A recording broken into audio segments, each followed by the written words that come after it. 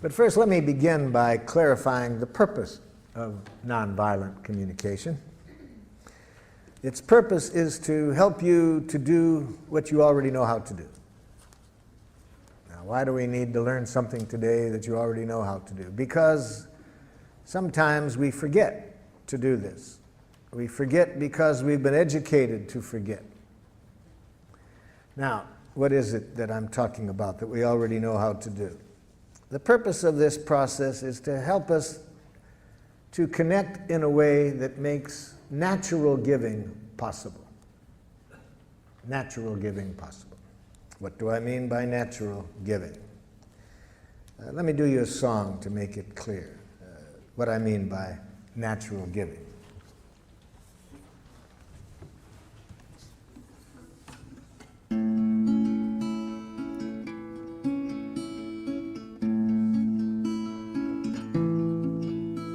I never feel more given to than when you take from me. When you understand the joy I feel caring for you, and you know my giving isn't done to put you in my debt, but because I want to live the love I feel for you. To receive with grace may be the greatest giving. There's no way that I can separate the two. When you give to me, I give you my receiving. And when you take from me, I feel so given to.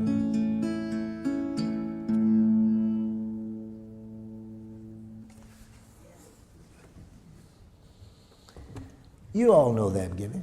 You know how to do it. And that's what I'm interested in.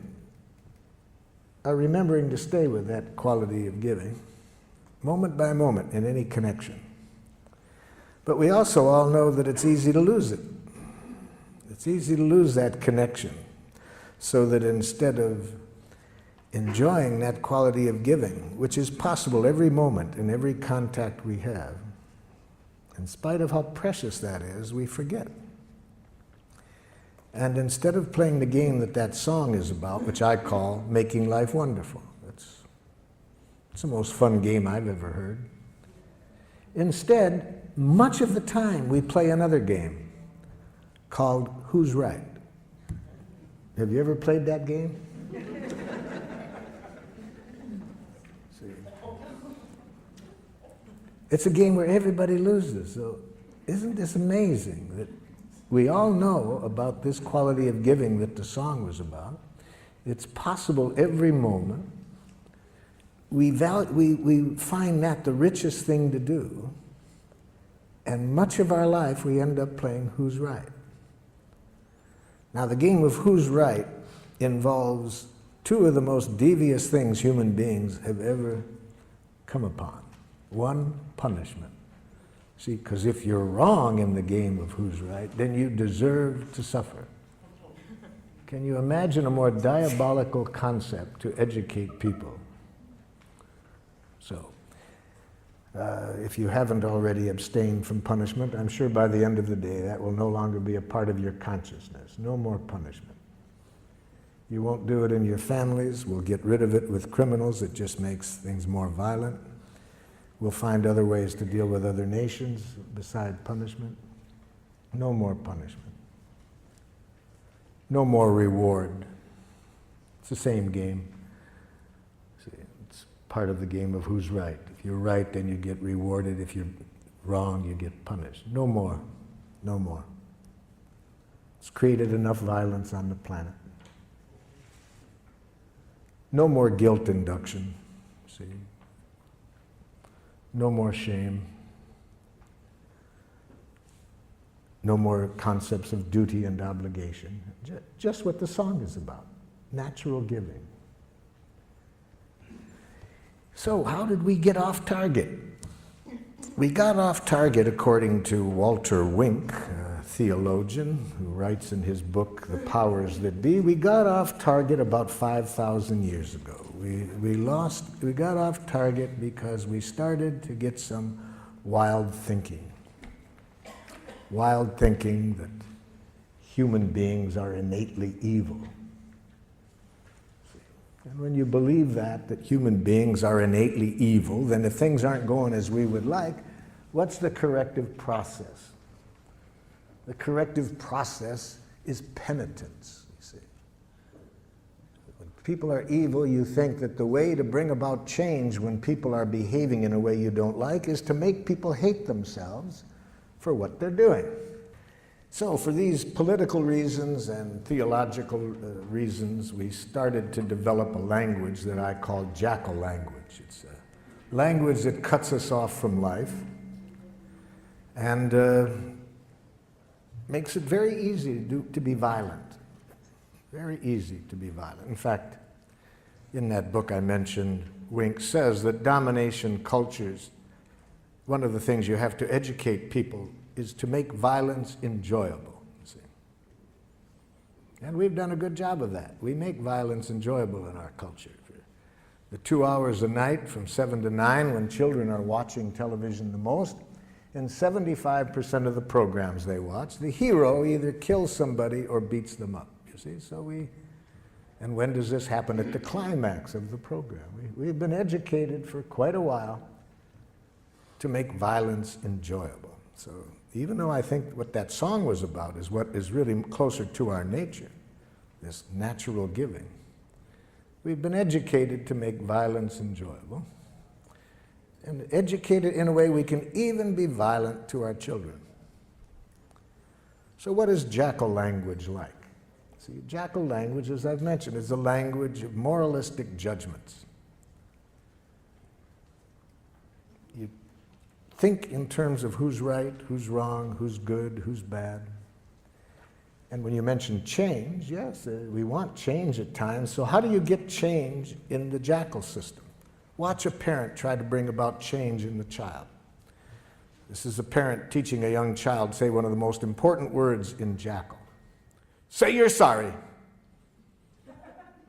I'm sorry.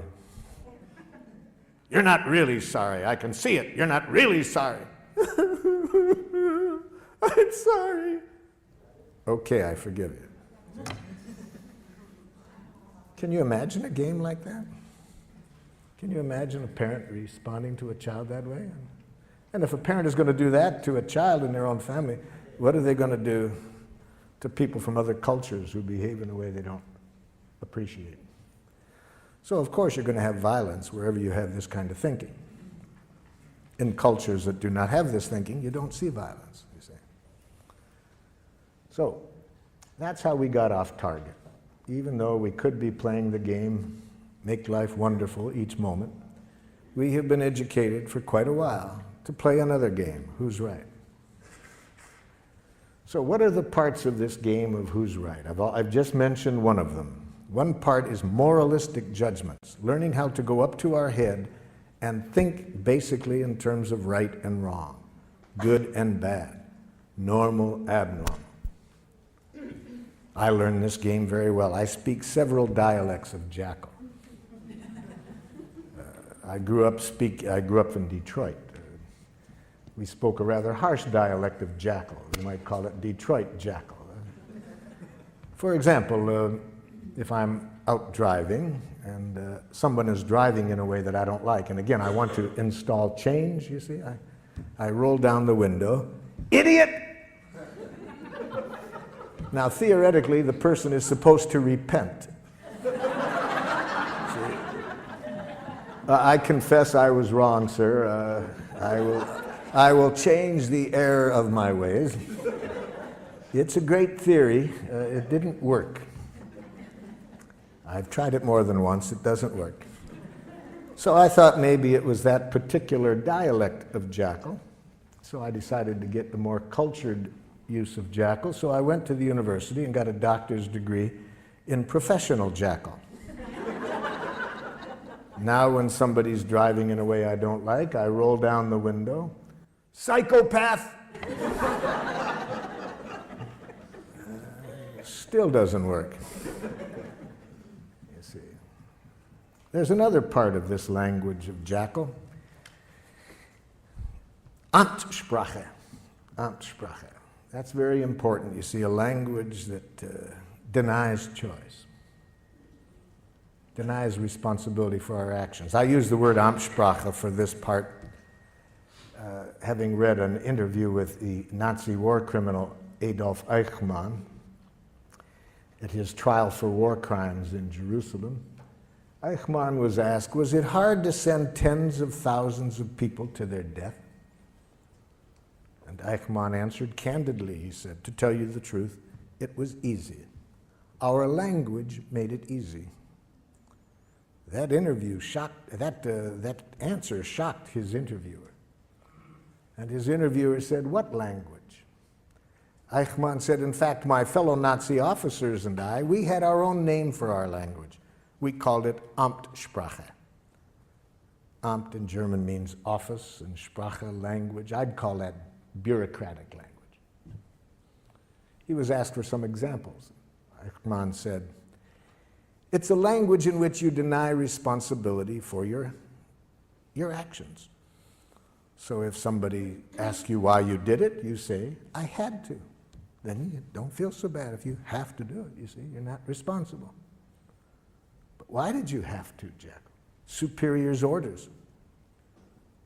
Company policy. They made me do it. I couldn't do elsewise. Very dangerous language, Amtssprache. Very dangerous. We have giraffe schools. I use the word giraffe, you see, as a symbol for nonviolence. We'll see today that the language we're going to study is a language of the heart. And so I use giraffe language for that because giraffes have the largest heart of any land animal. So,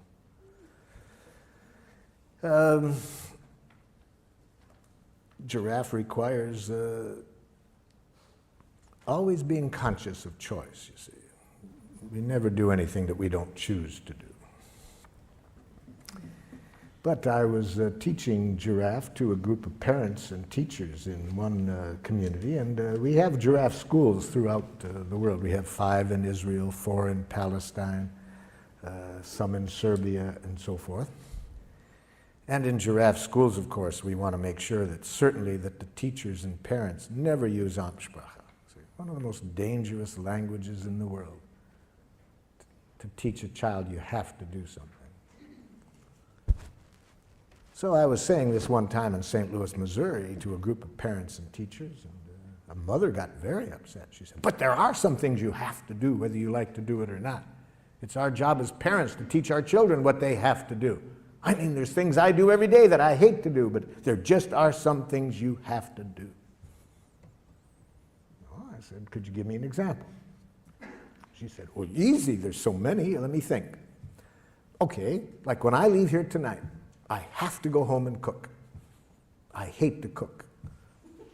I hate it with a passion, but I've done it every day for 20 years. Even when I've been sick. Well, I said, I'll be very happy today to show you another way of thinking, another language that I hope would open up happier possibilities for you. Well, I'm pleased to report she was a rapid giraffe student. She went home that very evening and announced to her family that she no longer wanted to cook. I got some feedback from her family. The feedback came 2 weeks later when I swung through that city again and was doing an evening workshop, and who shows up? Her 2 older sons. She had 4 sons. They came up at the beginning to introduce themselves, and I said, hey, I'm glad you guys came up here. I've been very curious what's going on in your family. Your mother's been calling me regularly, telling me about all the changes she made in her life since the training. And like, what happened that first night when she came home and announced that she no longer wanted to cook? The oldest son said to me, Marshall, I said to myself, thank God.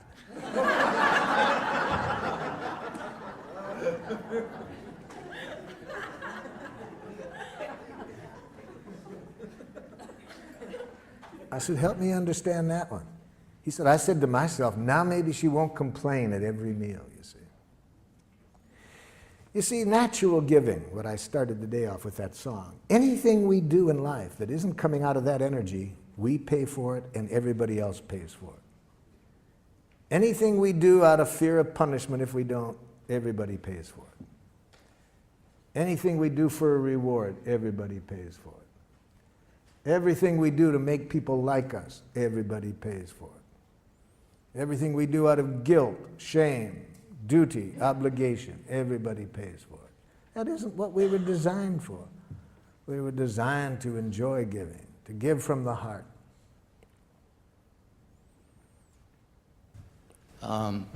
Marshall? Yes. I'm over here. My son brought me to one of your seminars, and I met you some 10 years ago. Yes. In Oakland. Yes. Now I'm trying to bring my son back to come here, and he said last night when I told him I was coming here, he said, well, why don't you go? I have a couple of appointments. Maybe you could teach me something. So I thought I would come to learn something. Maybe I can teach him. But I'd like to teach him, and I don't know how to do that. Well, I'd like to teach him to at least give me the time of day to communicate with him. He doesn't do that willingly. Okay. And when I try to demand it, it becomes worse. Yes. So how do I do that? Well, that'll be a good situation to work on today, because I'm going to ask everyone to think of a situation right now where somebody's behaving in a way you don't like. So in this case, it's your son who, when you ask him to communicate, he says no. The first thing I'll suggest is you can't teach anybody anything. That's right. And to have that as an objective is itself to create problems. So, yeah. So let's change the objective. Let's never try to teach anybody anything or to change anybody. If that's your objective, you'll create resistance. So that'd be my first suggestion today. Never try to teach anybody anything or to change anybody. That clear? Yeah. Okay. So what do you do then? Give up? No. See, this is the thinking that's been shaped in us by Jackal. See, the game of who's right, win, lose. So then if we can't change and win, then the option we think of is to be a chump and lose, you see. We've been educated to think in those two ways, win, lose, right, wrong. No, I'll show you a way, another option. Okay, let's get into it. Let's give you a chance to practice it. Some of you have already thought of situations, such as somebody you want very much to communicate with, they say no.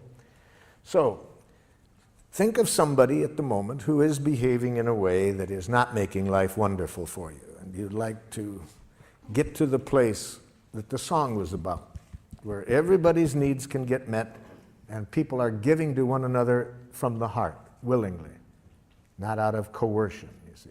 Let's see if we can show you a process to get there in this situation, to get everybody's needs met, and where people give willingly, not out of any coercion.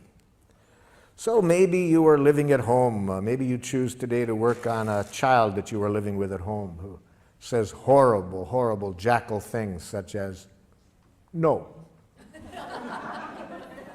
Oh, you laugh. You try living with one for a while. Please brush your teeth. No. Maybe you are living at home with a Jackal-speaking partner who says horrible Jackal things such as, that hurts me when you say that. We'll see today that it's a violent act to say others make you feel as you do. See?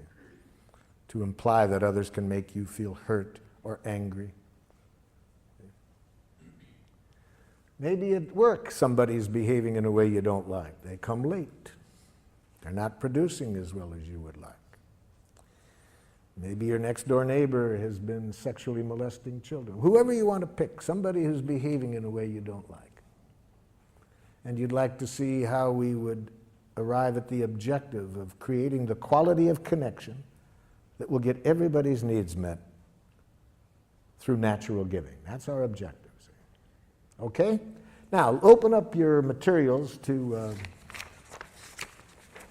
the last page, second to the last page. At the top it says, expressing how we are and what we would like.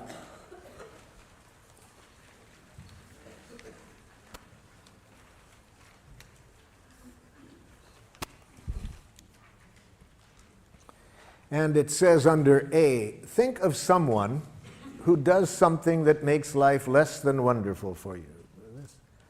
So this person that I'm asking you to think about, who's presently behaving in a way you're not crazy about, and what I'd like you to do is answer this question. Write here one thing that the person does that you don't like. We're going to work on one specific action that the person does that you don't like to get you familiar with the process today. Maybe the person does several things, but we're going to show you how the process works by showing you how to communicate with the person about one specific thing they do. So write under A one thing this person does that you don't like. Now, when I was here in San Francisco working with the school system back in the 70s, the superintendent of schools asked me to go into an elementary school. He said the parents are complaining about the quality of relationship between these teachers and the administrator. They said the tension in the school is so great that the parents want to take their children out of the school. So he asked if I would go in and see if I could open up better communication between the staff and the administrator. The plan was I would meet first with the teachers and then get the teachers and the administrator together. So in my meeting with the teachers, I started with the question that I just asked you. I said to the teachers, can you tell me one thing that the administrator does that makes it hard for you to work with him? I was asking for an observation, a concrete behavior. What is one thing he does? The first teacher to respond said this: he has a big mouth. Now, can you see the difference between the question I asked and the answer I got? I did not ask, what size mouth does the principal have? So this teacher was giving me an evaluation, an analysis that implies wrongness. You see, we've been so trained to think that way that sometimes we can't separate fact and opinion. All we see is our enemy image. See, whether it's an individual or a nation, we have been trained to think in enemy images, wrongness. And it obscures reality. We don't see the behavior, we just see our enemy image. In his book, Out of Weakness, Andrew Schmuckler says that when cultures are taught to think this way, not to just see the person, but an image, a judgment they've made, bombs are never far away, you see. So I pointed this out to the gentleman, that this was not an answer to my question. I wanted to know one thing the principal did. This man was stuck. He just couldn't get it. The woman sitting next to him tried to help. She says, well, I know what he's referring to. I said, okay, help him out. What's one thing that the principal does? He talks too much. No, too much is a judgment. I ask for an observation, not a judgment. See, this is how jackal-speaking people think. They really have been brought up to think there is such a thing as a just right amount of everything. And too much and too little, and that they know what it is, see? So they think that way. It doesn't make resolving conflicts too easy with them when people have an idea that there's a right and a too much and a too little, and they know what it is. And especially when they mix it up with an observation. I was just asking, what does the person do? And again, for the second time, this person couldn't see the behavior separate from the judgment. A third person tried to help. Well, I know what they're talking about. Okay, what? He thinks he's the only one that has anything worth saying. No, telling me what you think he thinks is an evaluation you're making of what you think is going on in his head. I was asking for what does he do? A fourth woman said, he wants to be the center of attention all the time. I said, now you're giving me a judgment or a diagnosis of his motives. Even if it's accurate, it's a diagnosis of his motives. It's not an observable behavior. My question was, what does he do? Now the entire faculty sits there quiet. Nobody can answer the question. And one of the women said to me, boy, Marshall, that's hard to do. Yes. In fact, the philosopher Krishnamurti says that to observe without evaluating is the highest form of human intelligence, you see. So those of us who have been taught to think in these enemy images, immediately to think right, wrong, good, bad, normal, abnormal, appropriate, inappropriate, to this, to that, we can't see reality. All we see is our enemy images. Well, with great help, with great effort on my part, I finally got them to get rid of the images and answer this simple question: what does he do? There was several things, but the one that they wanted particularly to start working with him on was this: that during their once-a-week faculty meetings, regardless of what was on the agenda, he would relate it to a war experience or a childhood experience. And the average meeting lasted 20 minutes longer than it was scheduled. Okay, that answered my question of what he did. He talked about war experiences, childhood experiences, rather than sticking to the agenda. I said, have you called that to his attention? And they said, well, we can see now that when we tried to talk to him about it, these other judgments get mixed in, and he gets defensive. So they thought it would be a good idea to talk to him about it, but they asked if I would be at the meeting just in case. So I attended their next staff meeting, and I saw rather quickly what they were talking about, because almost as soon as an issue came up, the principal would say, oh, that reminds me of a time, and he would start to tell a story. And I was waiting for somebody to confront him on this in Giraffe, but instead of that, there was a lot of nonverbal jackling going on. People were going like this, rolling their eyes, poking the person next to them, yawning, looking at their watches, holding the watches up to the ear.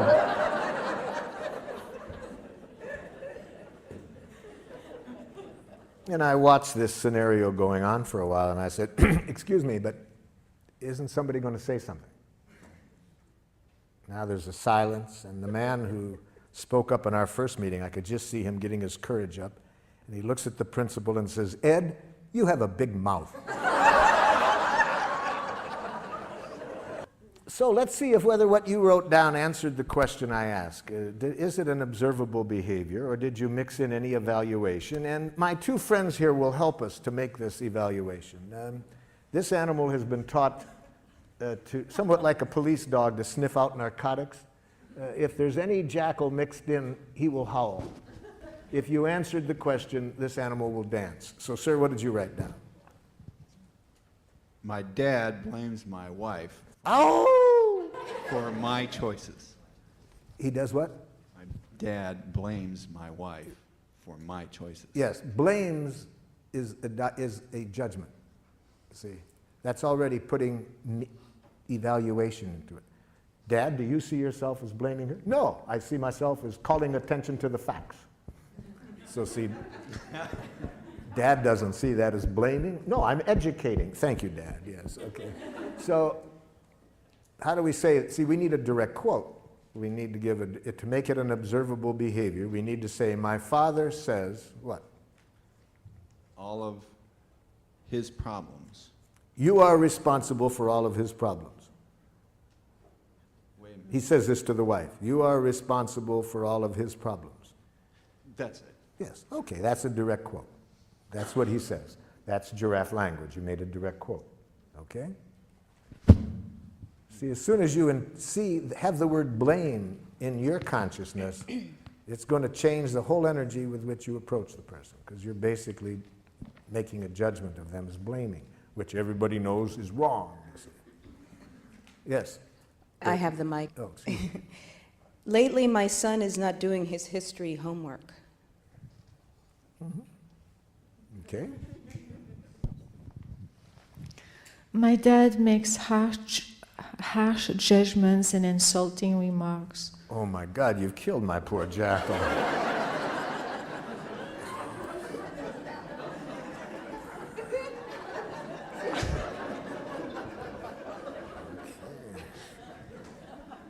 He could have handled the harsh, that was one judgment, but insulting, harsh and insulting, see, those are two judgments that... Actually, he does use insulting words. No, there is no such thing. After today, in fact, seriously, by 4:30 this afternoon, you will never hear another insult. It won't exist. Insults will not exist.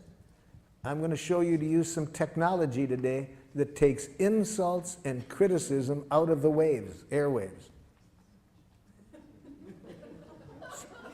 So that no matter what your father says, you can never hear another harsh statement or another insult, because we're going to show you today how to use this technology.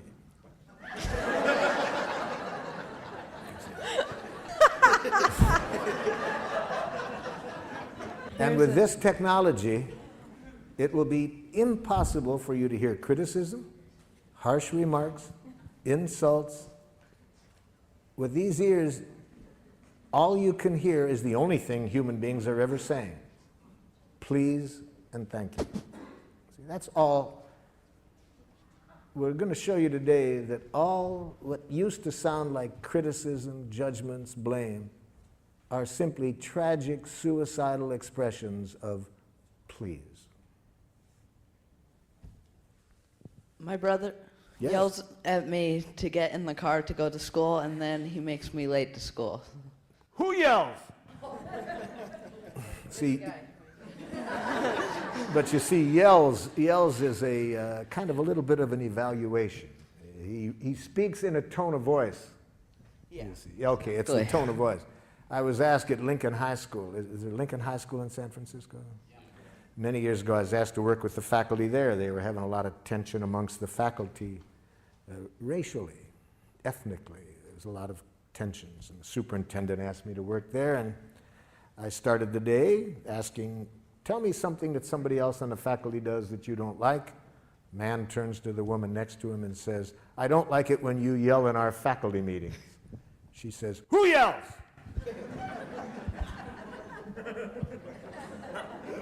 Now, she was from a different culture than this man. See, what was yelling in her culture was quite different. And about 10 minutes later, when she started to yell at him by her own definition, I saw a difference, So raises the voice when he's asking you to get ready for school. Yes. Or just kind of gets angry at me to get in the car. Now, gets angry, that's maybe accurate, but it's a diagnosis. We don't know whether he's angry. He might be scared that, you're going to miss school. Yeah. It might sound to you like angry. Maybe it is, maybe it isn't. But raises the voice, has smoke coming out of his ears. That you can see, That's observable. Yes? Fifth grader Jesse refuses to do his seat work. Ow! Refuses is a diagnosis. Maybe an accurate diagnosis, but it doesn't tell me what he does. He just says, no, I don't want to do it. Says, no, I don't want to do it. That's the behavior.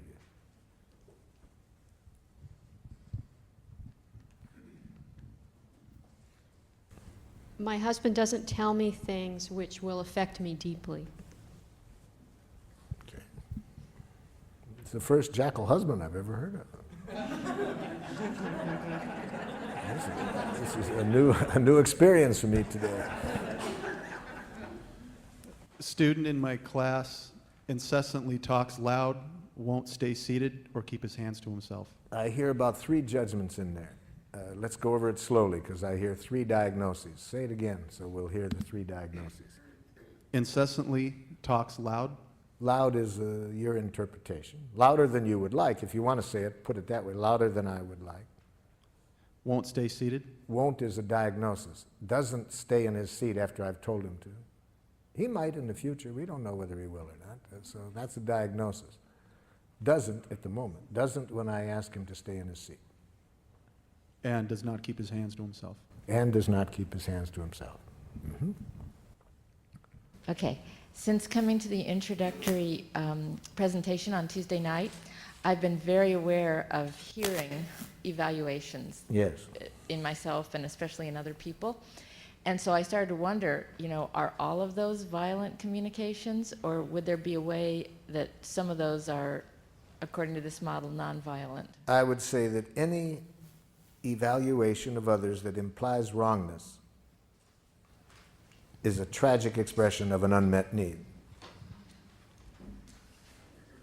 Tragic in the sense, for two reasons. First, it decreases the likelihood that we will get what we want.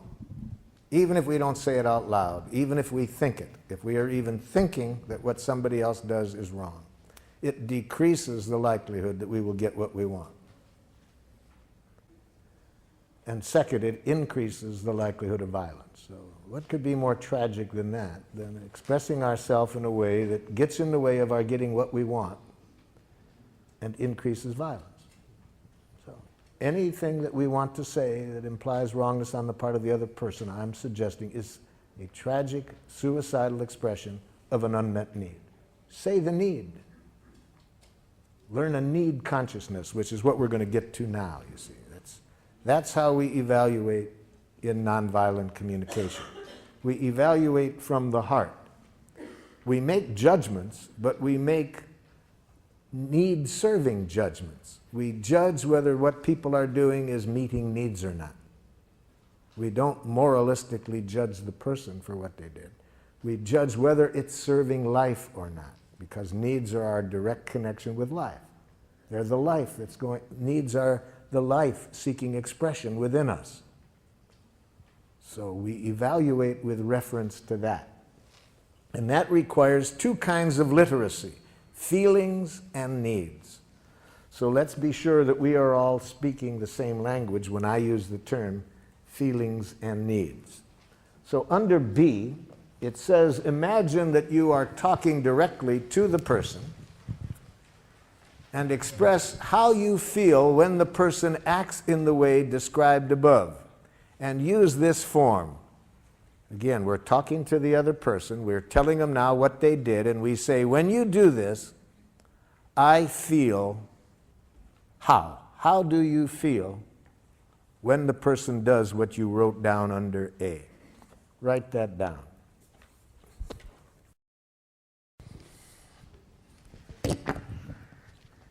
When you do this, I feel angry. Okay. Anger is a feeling created by unnatural thinking. We'll get to that next. When you're not ready to leave at the agreed time, I feel anxious and impatient. When you speak that loud, I feel intimidated. Ow! Intimidated is a diagnosis. Be careful of words that are more descriptions of other people, what you think they're doing to you, like intimidating you. So write down the following as not feeling words. Do not mistake these words as feelings. I feel misunderstood. I feel used. I feel manipulated. I feel judged. I feel criticized. I feel ignored. For example, aren't there times when you think somebody's ignoring you? Don't you feel relieved? And at other times, don't you feel angry? You see, so words like that really say very little about what's alive in you. They say much more about how you are interpreting the other person's behavior. And above all, never mistake the word rejected as a feeling. I feel rejected. No. That's not a feeling. That's a suicidal interpretation. Okay, who's got the mic? There's the mic. Yep. Hurt, disappointed, disheartened. Yep.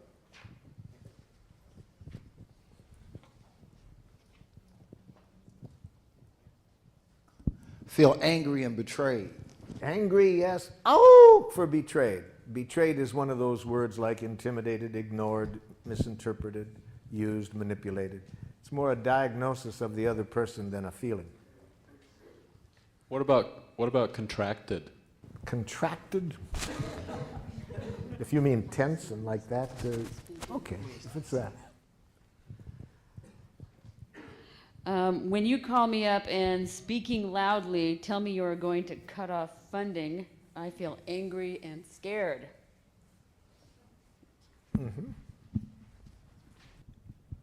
When you leave the dishes in the sink, I feel powerless over my environment and time, which feels frustrating and scary.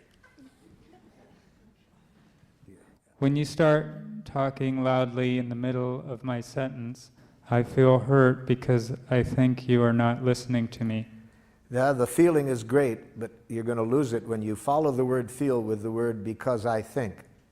Anytime you're thinking, your chance of getting what you need is greatly decreased. Especially when you follow the word think with the word you. Then I think you not only won't get heard, I predict a defensive, aggressive reaction. So it's going to be hard for people to care about your feelings when you follow that with a diagnosis that implies wrongness. But we'll get to that next, because we're going to see next that when after the feelings, there's two places we don't go, and one is up to our head. See, we stay in the heart with feelings. We don't go up to the head. We stay in the heart and connect with needs. But we'll get to that, yep. If we want to use nonviolent communication, we want to be sure that we do not use the feeling in a violent way, because feelings can either connect us at the heart or they can contribute to more division and violence. So we certainly do not want to ever express our feelings in this way. I feel as I do because you. Okay? We never want to express our feelings this way. You make me feel. Now that will be a hard habit to get away from, because in a jackal culture, feelings are very instrumental to using guilt as a way of manipulating people. The way to manipulate people is if you can convince them that they make you feel as you do, then they should feel guilty and change, you see. So it's another form of this violent game. So, for example, if you are a parent and you want to use feelings in a violent way rather than a connecting way, you would express it this way. It really hurts me when you don't clean up your room. Okay? Or, you make me angry when you say that.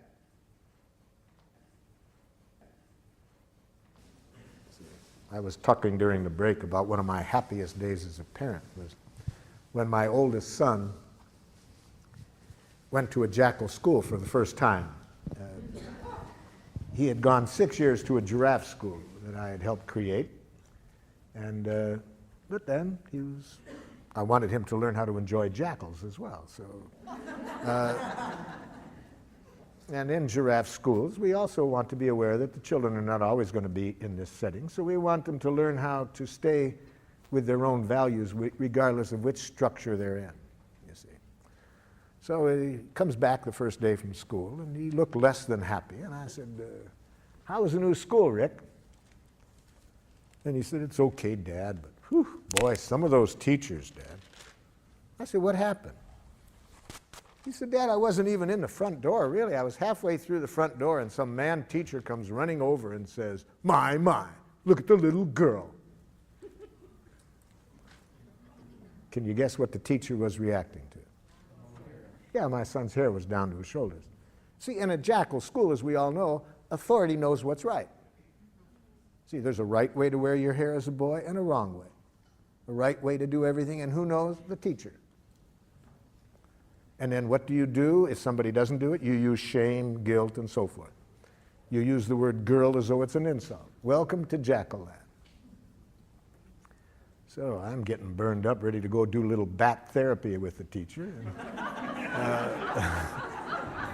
forgetting all about my teachings. And I said to my son, how did you handle it?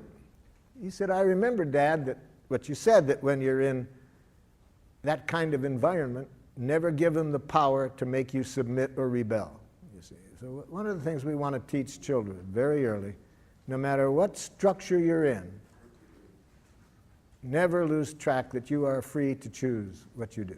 Don't allow institutions to determine what you do. I said, hey man, that you remembered that, that's a big gift. I really love that you could remember that under those conditions. Then what'd you do? I put on my giraffe ears, Dad, tried to hear what he was feeling and needing.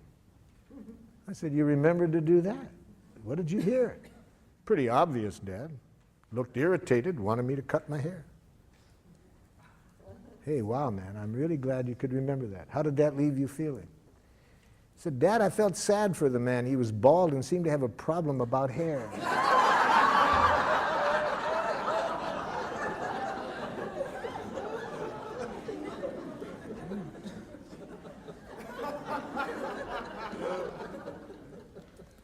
So we want children, the same thing we want to teach adults. Institutions can't make you do anything. Other people can't make you do anything. No human being has ever done anything they didn't choose to do. A Palestinian in the village of Hebron disagreed with me one time. He said, I don't agree with you, Marshal, that we only choose to do. Where was my choice 2 days ago? A soldier puts a gun at my head and says, take off your clothes or I'll shoot you. Where was my choice? I said, seems pretty obvious to me. You had a choice of whether to take off your clothes or not. He laughed. He said, okay, I got your point. I chose not to take off my clothes. That soldier knew I didn't have a gun. He was doing this to dishonor me. I chose to risk my life to protect my honor. Okay, so I'm not saying we always like the choices we have, but nobody can make us do anything we don't choose to do.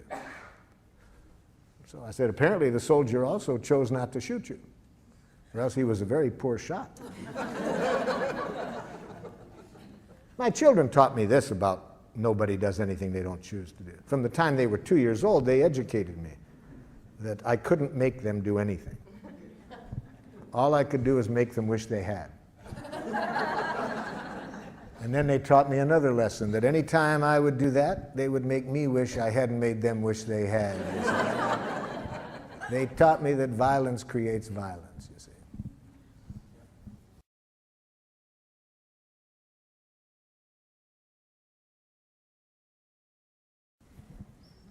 Okay, the next step then. We do not attribute responsibility for our feelings to the other person. We never say that you make me feel or I feel because you. Instead, we are conscious that the root of feelings are needs. See, behind every feeling, there is a need. Now, certain feelings tell us that there is an obstruction in our thinking, that instead of our being directly connected to our needs, we have chosen to go off to Jackal-land. So what are these feelings that tell us that we're not directly connected to our needs? Anger, depression, guilt, and shame. Those feelings are very valuable. They tell us that at this moment I'm not directly connected to my needs. Instead, we are up in our head telling ourselves moralistic judgments about somebody. Anger, we're making moralistic judgments about somebody else. Depression, guilt, and shame, we're playing that game on ourselves. But we're not alive, and as I would define being alive, which is connected to our needs. Yeah. Do you make a distinction between needs and preferences or desires? Yes, we make a big difference, as we'll see when we get to the next step now, because needs contain no reference to specific ways of getting the needs met. Those are preferences or strategies or requests. So we make a big difference between needs and between preferences, requests, strategies. So let's get into that. Let's right now connect our feelings with a need. Let's not go up to our head and think about the other person. Let's go into our heart and connect our feeling with our need, because needs give us the most power with people. See, giraffe is based on a power model, power with people. It increases our power with them in the sense that it increases people's willing giving to us, to enjoy giving to us. That's power with people. We have been trained in a power over model, the use of punishment and reward. That's power over people. To get them to do things not because it's coming from their heart and they want to contribute to our well-being or to life, No, they want to avoid punishment or get a reward. So we want to increase power with people. And the most powerful form of communication to do that is to bring people's attention to our needs that are not getting met. When people's full attention is on our needs, they hear no criticism, no demands. It is natural to enjoy giving. But if we hear any criticism or demand, we lose connection with that natural desire to give, and now we want to defend and attack. So let's learn a language of needs. Under C, it says, imagine again that you are talking to the person and express your reasons for feeling as you do this way. When you do what I described, I feel as I expressed because I am needing or because I need. See? So now see if you can identify what need of yours is not getting met. Leave the word you out of here, because that will mix up need and preference. Leave the other person out of here. Just express the need without reference to the other person.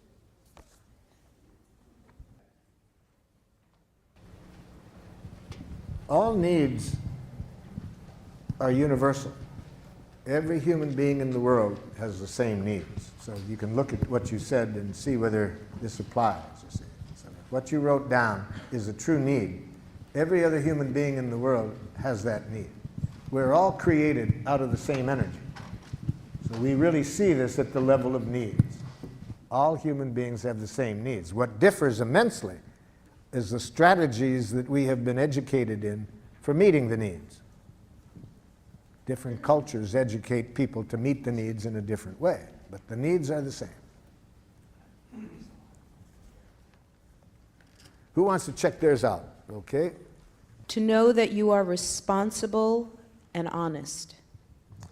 That notice brought the other person in there.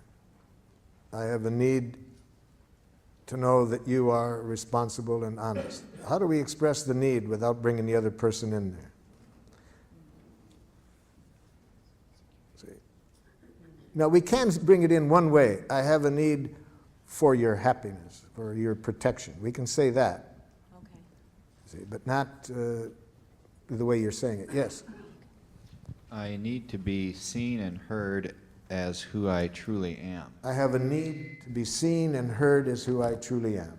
Okay? Now, I have a impulse to qualify that and to say free. To be free.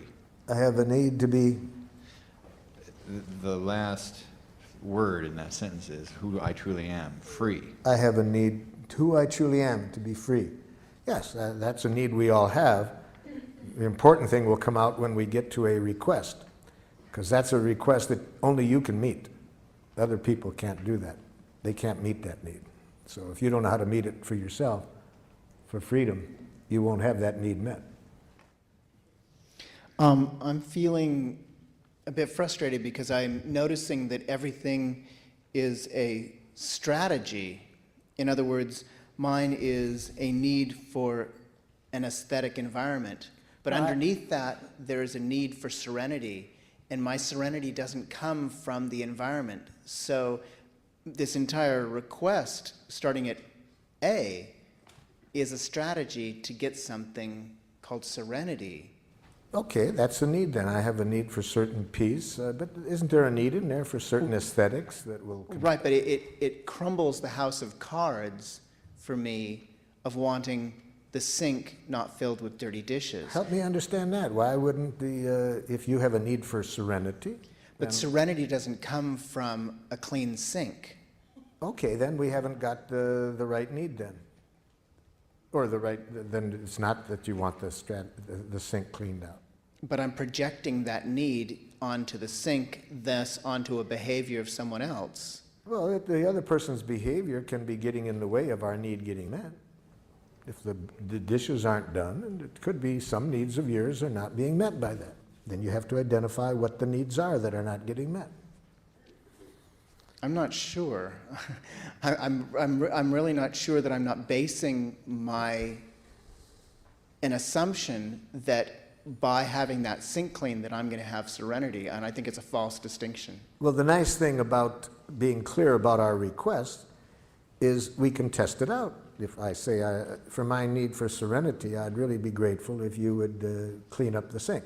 The person does it, and I'm still not serene. Okay, that helps. I know that doesn't work. See, we never really know what we want until after we get it. If after we get it, it makes life more miserable, then we know that isn't what we wanted.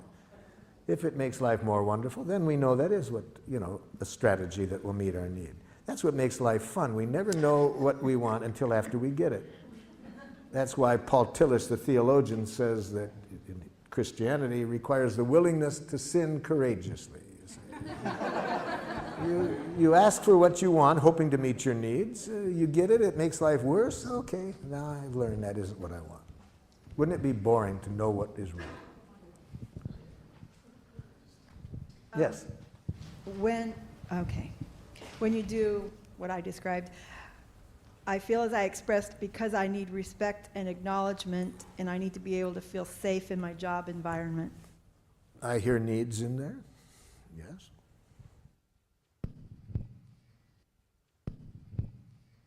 When you do what I described, I feel as I expressed, because I need to express my desire and need without it hurting you.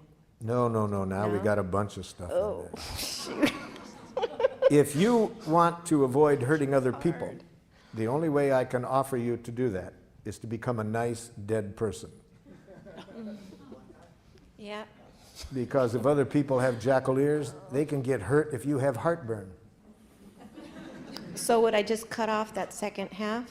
Just, I need to express my desire and need? Yes, and then what you want to say to yourself, and I want to learn to enjoy your pain. Ooh. Which Whoa, is, we're going to show you enjoy. after lunch how to enjoy the other person's pain. Ooh, that sounds... It's one of the most loving things you can do, you see. If you, as I will define it, obviously I don't mean in a sadistic way. Yes. So I have a couple I'm working on. One of them is because I have a need for predictability. I have a in need my for daily schedule. predictability, okay. And the other one would be because I have a need for privacy. Yeah. Go ahead. My need is for comradeship and acknowledgement of my comradeship. Mm-hmm. Mm-hmm.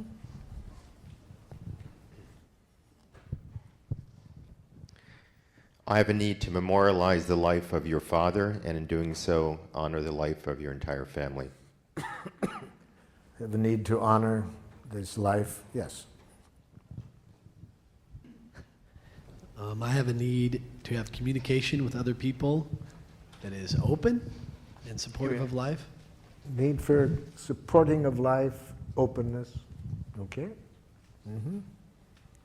When you do this, I feel hurt because I have a need to be heard and understood. Yes, very important need, that need for understanding, to be heard, to be listened to, empathy. There's different ways of expressing it, but it's a critical need, one that we have daily. Daily, yes. Bottom line, I have a need to love you and to let your love in. I have a need to love, but don't bring the other person in there. To let I have a need for to love and to let love in. and to let love, yes. See, our needs don't, when we believe that our needs involve another person doing something, we take a very abundant world and make it scarce very quickly. So we don't want to mix up our need and a request. See, we may have a request, a strong request, that a particular person meet our need for love. See, that's a strategy. We may want this particular person, but we don't have a need for that person to love us. That's mixing up the need and the request. We have a need for love. We have a strong preference that this person take the actions to meet that need. But we don't want to mix up the need and the strategy. Okay, let's take one more and then we'll go. We've got to move on. Yes. Yeah, I'm confused if this is a need or a strategy. Okay. I need to feel loved. Ah, loved is a very important word. I need love, yes. But now, That word love is so important that we got to get real clear what we mean about it when we use it as a giraffe. See, watch what happens when a giraffe and a jackal get together on this love. See, watch this jackal ask a very dangerous question. But notice that the giraffe is too smart ever to answer this question. Watch. Do you love me? Jackal, before I can answer your question honestly, I need to get some important things clear. Are you using the word love as a feeling? Well, of course. Okay, well, I needed to get that clear. So you mean, am I feeling certain warm, cuddly, tender feelings toward you? Yes. Okay, I needed to get this clear, because see, we giraffes do not use the word love as a feeling. It's much too important to us to get it confused with a feeling. It's a need for us. But since you use it as a feeling, okay, I'm glad to know that. So would you please then, now that I know that, would you ask the question again? Do you love me? When?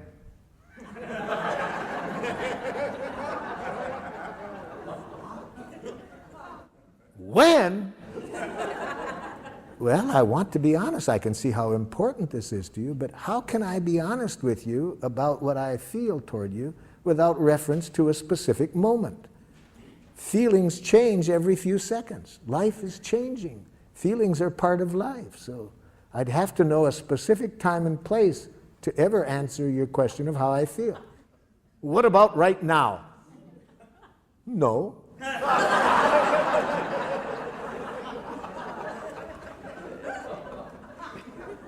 But try me again in a few moments.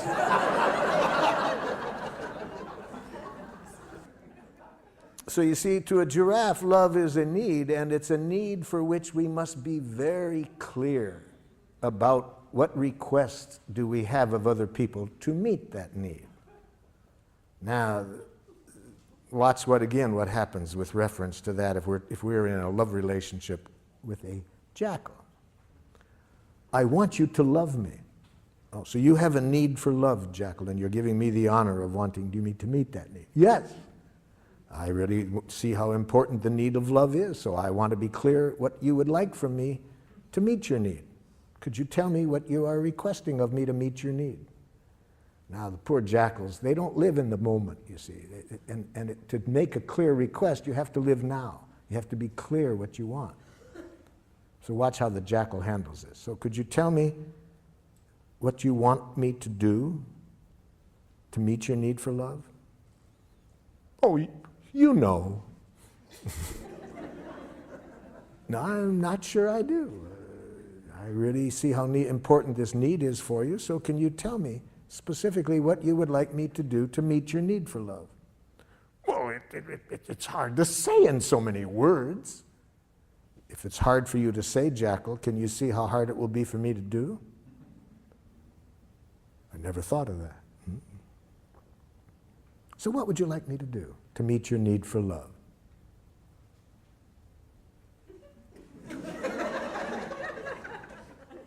It's embarrassing to get clear. Yes, it is, because much of our oppression in close relationships comes from saying to people, I want you to respect me, I want you to love me, I want you to understand me, without our being real clear what we want when we say that.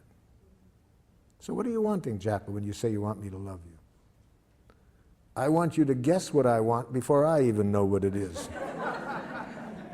And I want you always to be willing to do it. Thank you for defining it that way, jackal. Would you please find someone else to meet your need for love?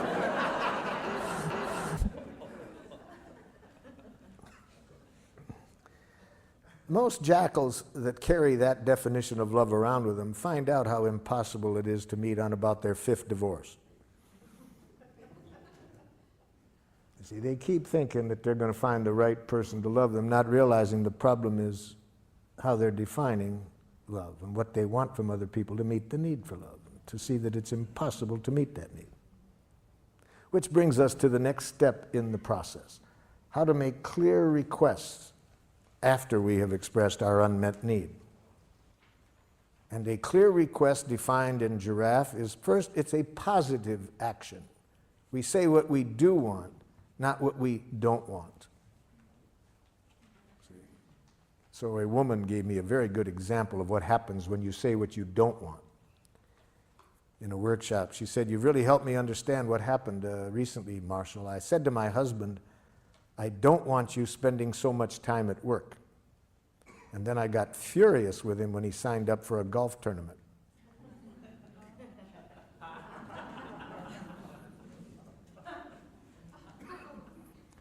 A teacher gave me a similar example. She said, "Just yesterday, Marshall, I said to this young boy, please, I don't want you tapping on your book while I'm talking."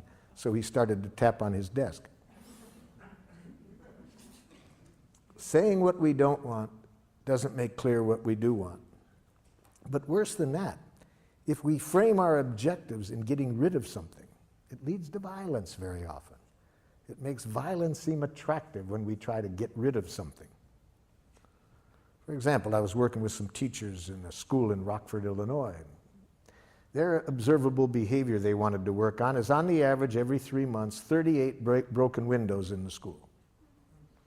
So we got down to the request. I said, "What do you want different from the students?" It's obvious. We don't want them breaking windows. So you're saying you don't want the children breaking windows? Yes. What should we do? Kill them.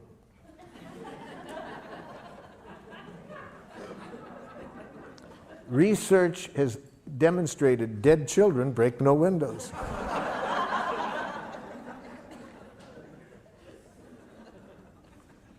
Almost any time we think of what we want to get rid of, it makes violence look attractive. And as stupid as that example was I just gave you, look in the newspaper on any given day and see how many world leaders are saying we're going to teach them not to, we're going to get them to stop. And they think violence is going to... See, it always makes violence seem attractive to... It's only, as I said earlier, when we get two questions clear. What do we want people to do? And what do we want their reasons to be for doing it? Then I think we'll see violence never works. Okay, so we want to say what we want to say in the positive. What do we want the other person to do? What do we want them to start doing differently? And second, that it needs to be clear action language. So we can't do what this one wife did with her husband who came to a workshop with him. She said, "I want you to listen to me when I talk." He said, "I do listen." "No, you don't." "Yes, I do." "No, you don't." They told me they'd had this same conversation for 11 years. The problem is with the word listen. See, what does that? We can use the word listen as a need. I have a need to be listened to.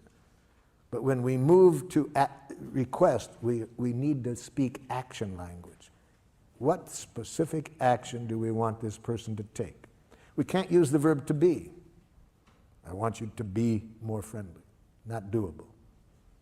We can't use feeling language. I want you to feel confidence in yourself. That's not doable. So we need to be able to make very concrete requests. Try it out with what is under D there. See, in relation to what the other person did and your feelings and needs in relation to the action, imagine you're talking directly to the person and express a request using this form. I would like you to. What do you want the person to do to meet your needs? I want you to obey my instructions.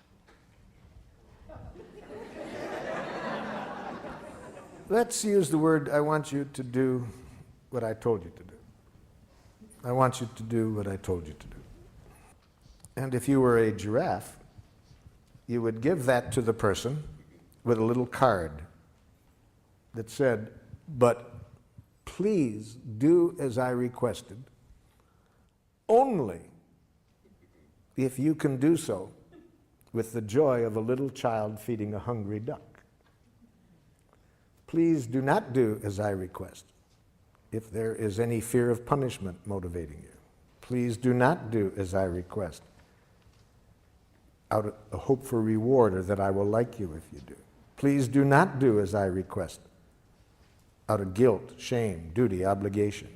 Life is too short to do anything for anybody out of that."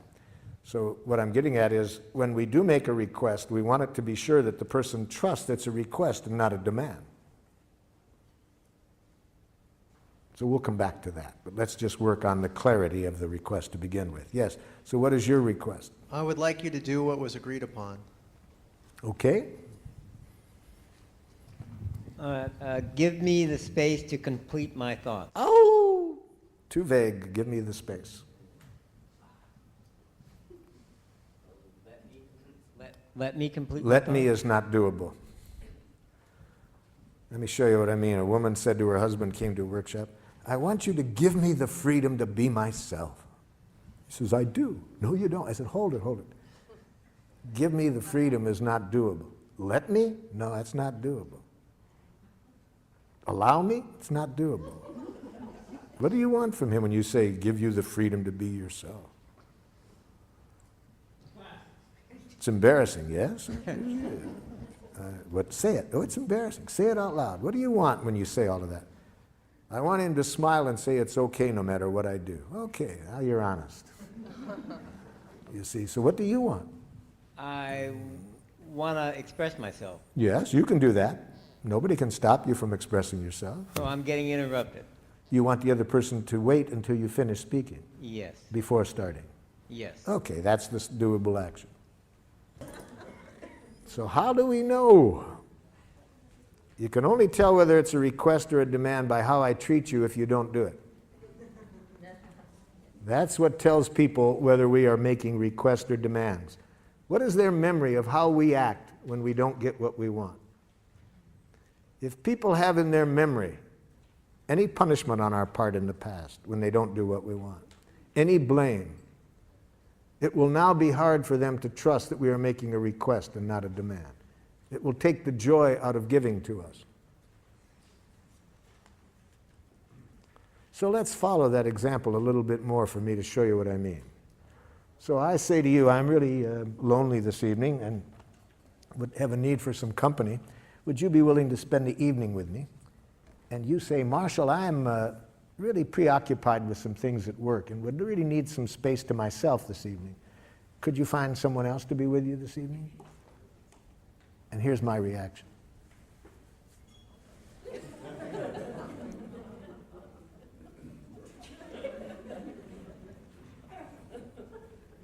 Two days later, you, what's the matter? Nothing. You, come on, what's the matter? You knew how lonely I was. If you loved me. Now, was it a request or a demand?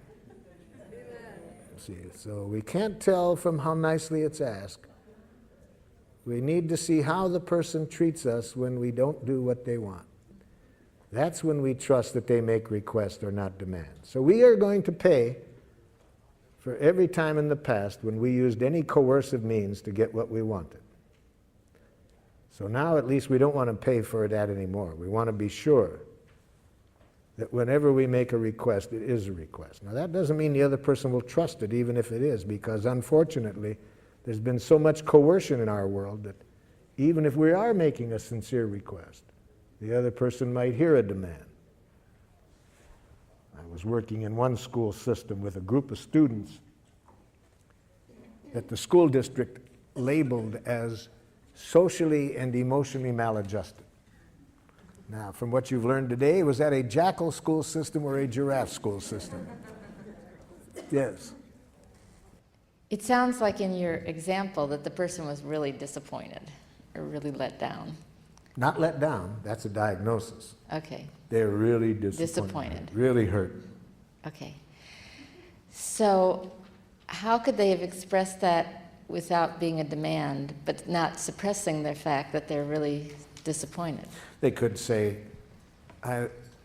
so you have a lot to do right now, and it would really meet your need to be by yourself.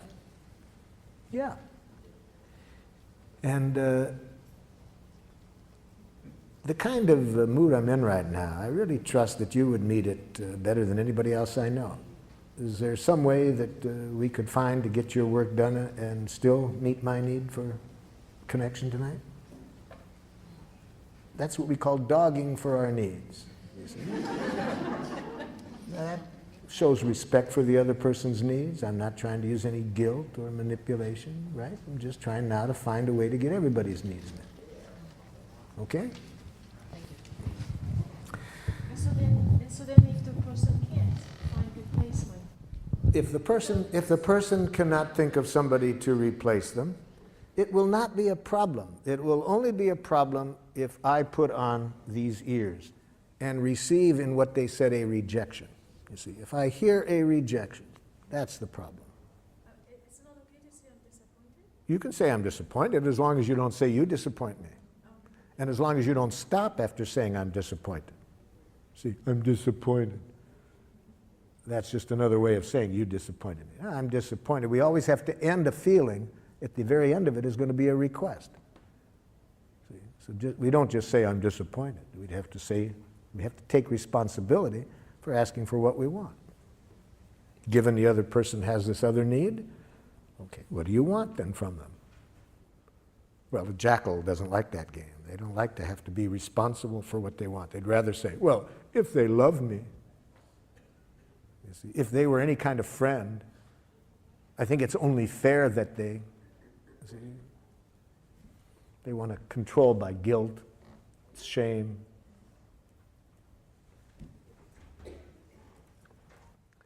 So the school district asked me to work with these students that were labeled socially and emotionally maladjusted. Poor school system doesn't realize that labels lead to self-fulfilling prophecies. When you label people that way, they're going to behave that way. Come on, be honest. If you are labeled socially and emotionally maladjusted, you're one of those students, doesn't that give you permission to have fun in school? Labels lead to self-fulfilling prophecy. So I knew it was going to be a rough day just by that label. So when I walk into the classroom, it already starts. Half of the students are hanging out the window, screaming obscenities at their friends in a courtyard down below. So I made a request. "Excuse me, I would like you all to come on over and sit down, please. I'd like to tell you who I am, what I'd like to do today." Half the students come over. I wasn't sure the other half had even heard me, so I repeated it. "Would you all please come over?" Now everybody comes over with the exception of two young men. Just my luck, the two that didn't come over, the biggest ones in the classroom. And again, I wasn't too sure they'd heard me, and I was praying it might just be a problem with acoustics, so I said, "Would one of you two gentlemen tell me, please, what you heard me say?" "Yeah, you said we had to come over and sit down." You see the problem? I make a request. He hears a demand. So I said, "Sir, I have learned to always use sir with people who have biceps like he did." Especially with the tattoo on top of the bicep. I said, "Sir, could you tell me how I could have let you know what I was requesting so it wouldn't sound like I was telling you what you had to do?" He said, "Huh?" See, that's a radical paradigm shift for somebody who's been educated under domination conditions, domination structures where authorities claim to know what's right, you have to do it or else, you see? So it's a radical paradigm shift in giraffe schools where people don't make demands. They just make requests. So I realize this is not going to be easy with this gentleman. He's probably carrying with him a lot of traces of being punished when he doesn't do what other people want, or blamed. I'm not expecting him to give it up right like that. So I said, "Sir, how could I let you know that I was requesting something of you without it sounding like I was bossing you around?" "I don't know." I said, "Just what's happening between you and me right now is much that I wanted to talk about today, because I was wanting to look at a way we could interact where nobody bosses others around." And I didn't expect life to be so easy. That was all he needed. He trusted at that point that I wasn't trying to tell him what to do. And he came over, and we had a very cooperative day. But as long as people hear our request as demands, they have only two choices: submission or rebellion. And neither of us are going to connect us with people in a way that's good for anybody. So the main thing that's the difference is not how nicely we say it, but how we treat people when they don't do what we want. Now, let's hear a few of these so we can see what kind of reactions you might get back. If you openly express your heart, you try to your best not to criticize, not to demand, what do you get back? She gets excited and defends herself. Well, need to hear the specific statement, but I don't know what you mean by defends herself. What does she say? Got to be specific. For the next exercise, we need to know specifically what the person says or does. See, that's your diagnosis that she's defensive. What does she say?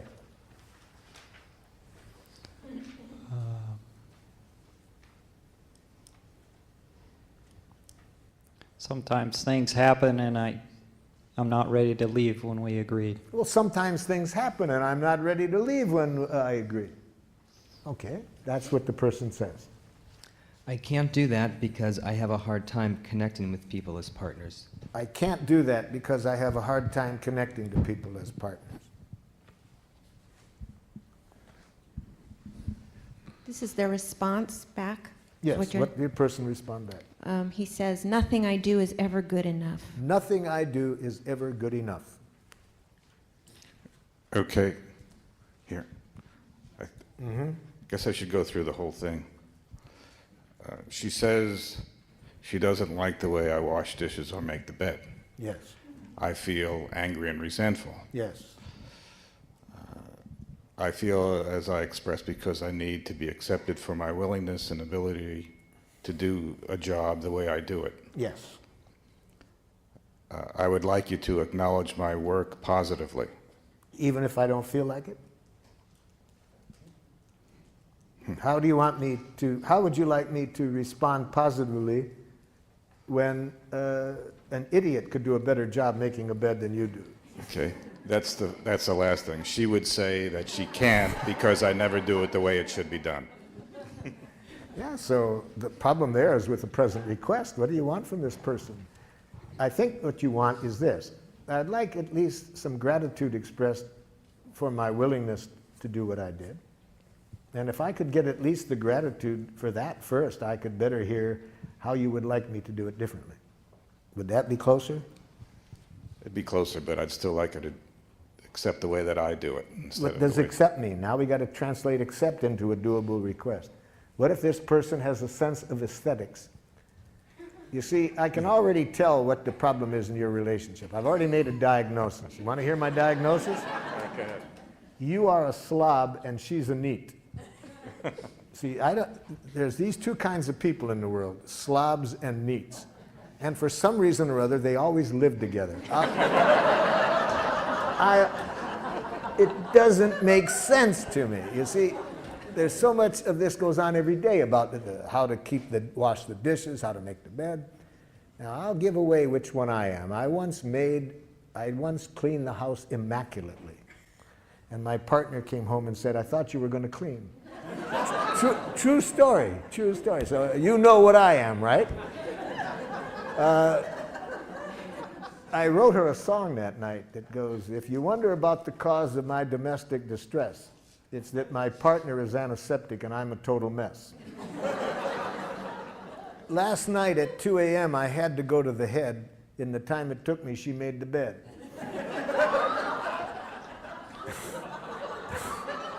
You know? So there are these slobs and neats, and they always get together. I have a plan for world peace. Put the slobs in one hemisphere, the neats in another. So how does that get back to needs? And now that you've diagnosed It how do you has to handle do it? probably with this. And you have to say to the neat, I'd like you to agree that there can be different ways of doing things. Is that what you want? My solution was that I just don't do it anymore. Well, a typical slob solution, yes. I could have guessed that. Yeah. It worked.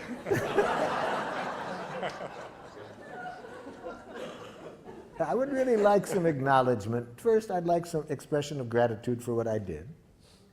I'm not saying you have to like it, but at least I'd like to hear some gratitude, if it's sincere, that at least that I was trying. Second, I'd like you to agree that there can be different ways of defining what is an adequate way to make a bed. Then, if after you agree to that, if you could say, what your preference would be without using words that imply that it's right, your way. That would be a lot easier. Something like that. Where is it? You sound like you're doing something out of a book. You sound like you're doing something out of a book.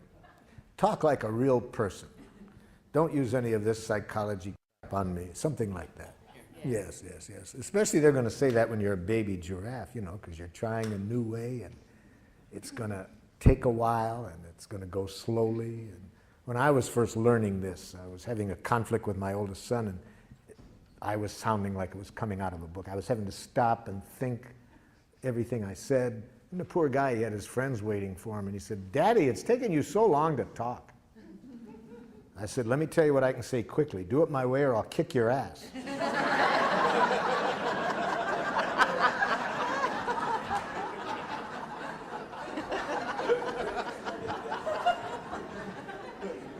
He said, "Take your time, Dad." Those who know me in my old jackal days are very patient with my sounding like I'm coming out of a book or... Yes. There's no value in changing who I am. I'm satisfied the way it is. Yes. There's no value in changing who I am. I'm satisfied the way I am. That we can already tell then this person heard a demand, you see. They're hearing a demand as though you're saying they're not okay the way they are. And that would be how I would bet a person would respond if they hear a demand. Different ways that people respond when they hear a demand. My preference is for how my youngest son once responded when he heard a demand. I said, "Would you please hang up your coat?" He said, "Who was your slave before I was born?" I see.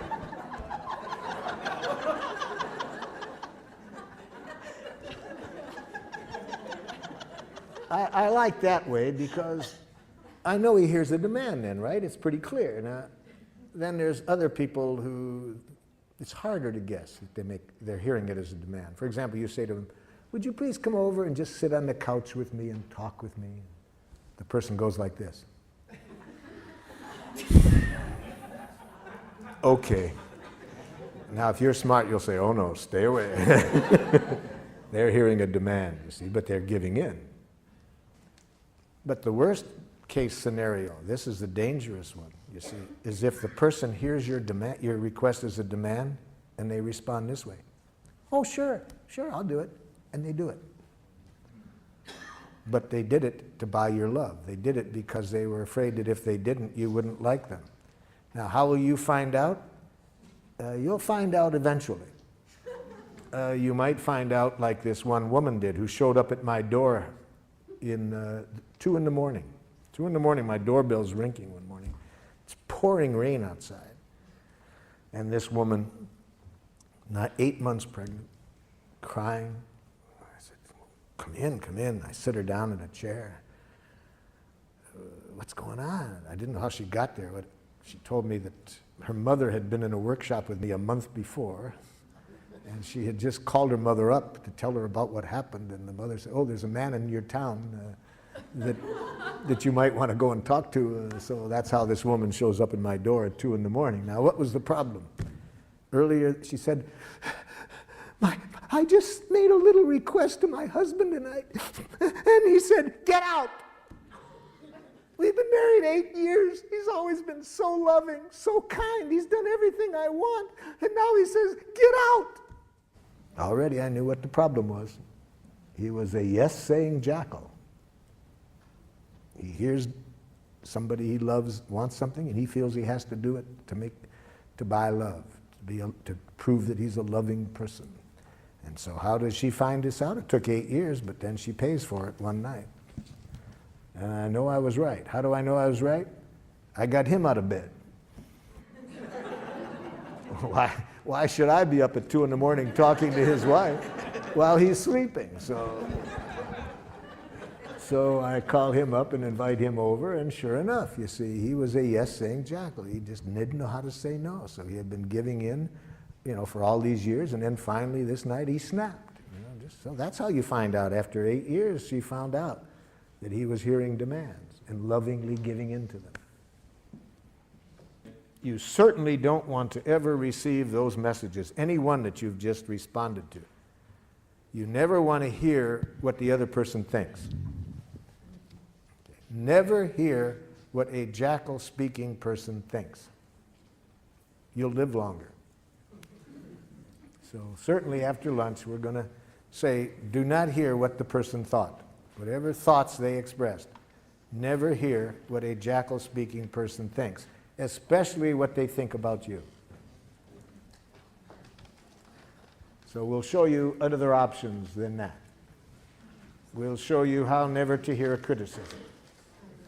We'll show you all of that after lunch.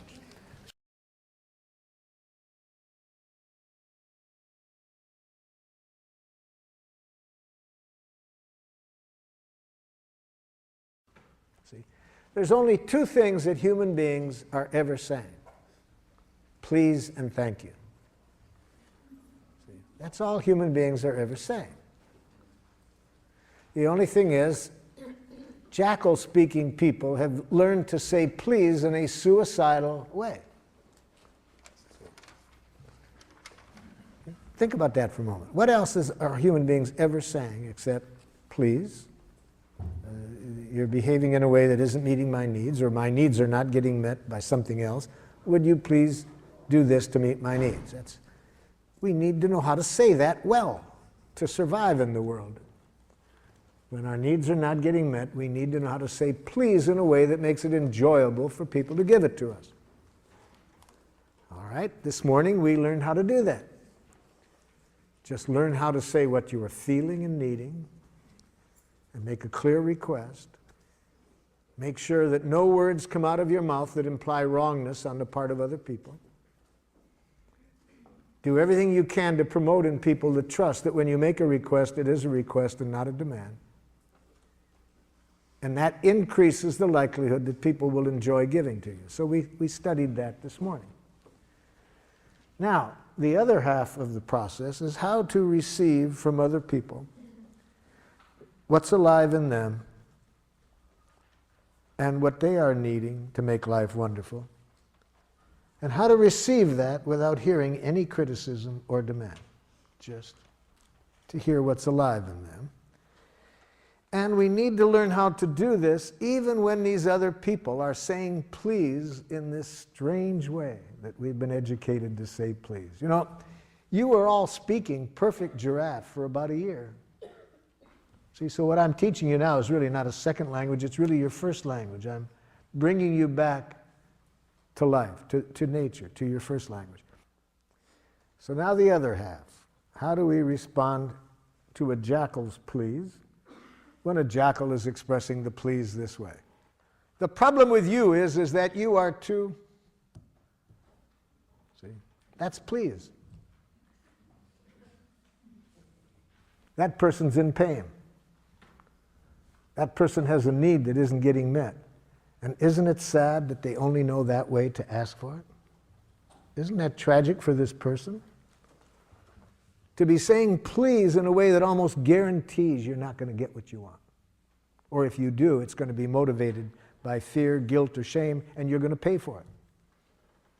How sad to be educated that way. And now, of course, it would be even sadder if when the person says please that way, you don't hear the please. You hear a criticism. And that's when we have war. See, somebody in pain does their best to express it. Person on the other end hears a criticism. So let me tell you what the person that you were working on this morning, all of the messages that I heard you relate, that what you predict they might say back, here is what I heard the person saying. I heard the person you're speaking with saying this back to you. I'm in pain. I have a need that isn't getting met. Okay? That's what the person was saying in the message that you wrote down. I'm in pain because a need of mine isn't getting met. Now hear that. Put on giraffe ears and say this back to the person. Are you feeling? And guess what that person is feeling when they say what they did. Because you are needing. and guess what their need is. So I'm asking you to go back to the message that you predicted you might get back. I'm wanting you to imagine the person actually says this to you. And now if you have giraffe ears on, here will be your reaction. Are you feeling? Guess they're feeling. Because you are needing, guess their need. With giraffe ears, all you can hear are feelings and needs. You can hear no criticism.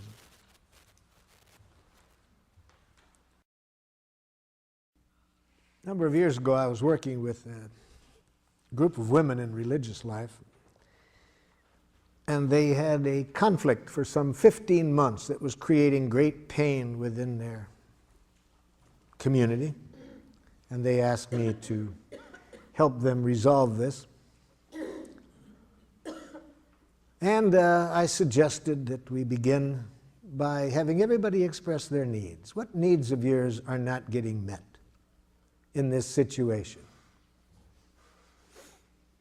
And after the first speaker's second word, I could see why, after 15 months, not only had they not been able to resolve the issue, but why it was causing increasing pain. Can anybody guess what the second word was?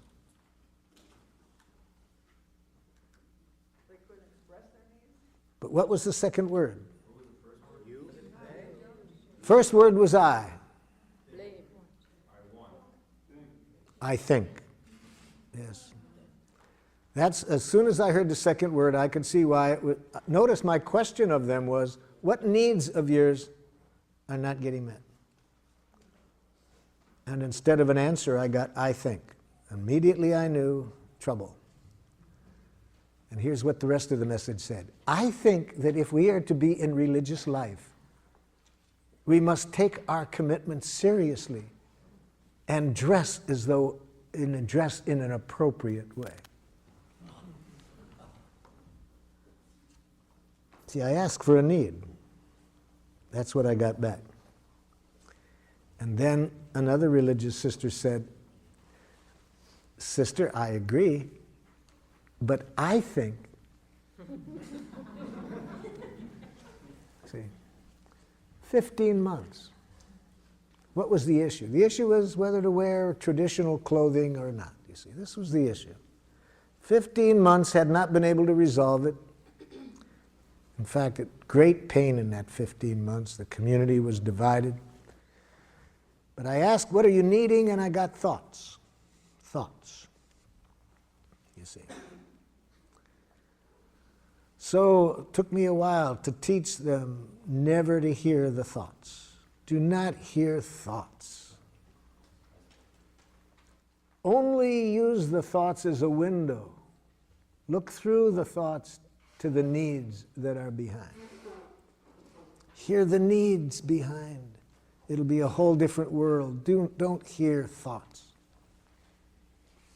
They finally got it. They finally started to look through the words, the thoughts, to what was behind. And then it was amazing how in a short time we resolved the conflict.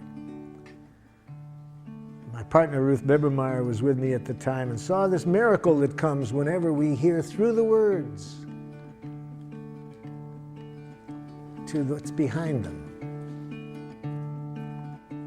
I feel so sentenced by your words. I feel so judged and sent away. Before I go, I'd like to know, is that what you meant to say? Before I rise to my defense, before I speak in hurt or fear, before I build that wall of words, tell me, did I really hear? Words are windows or they're walls. They sentence us or set us free. When I speak, and when I hear, let the love light shine through me. There are things I need to say,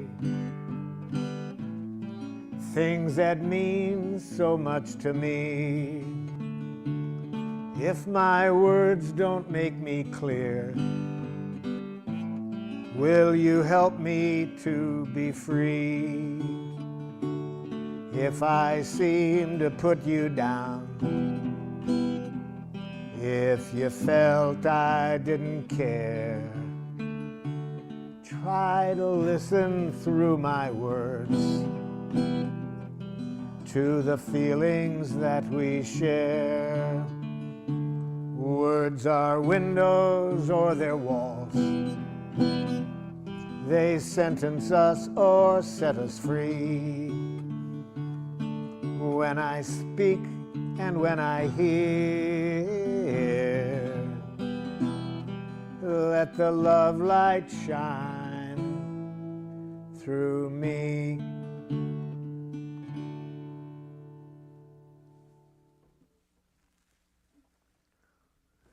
So, with your giraffe ears on, you hear the feelings behind the words.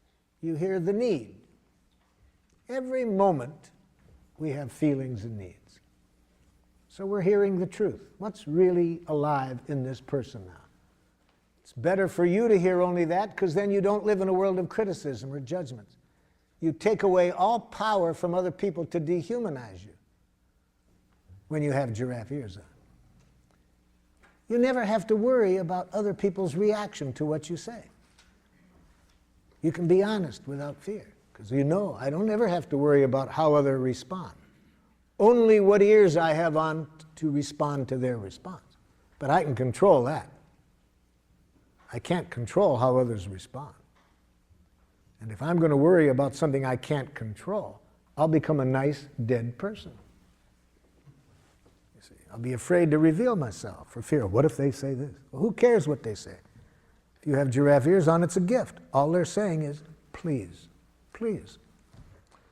So let's hear the please behind the message that you hear. First read off the message, and then let's hear how you heard the feelings and needs behind it.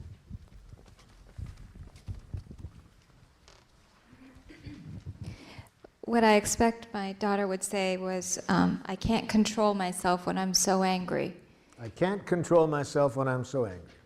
And when I thought about it, I would think I could say, are you feeling frustrated because you are needing some other ways to express your anger?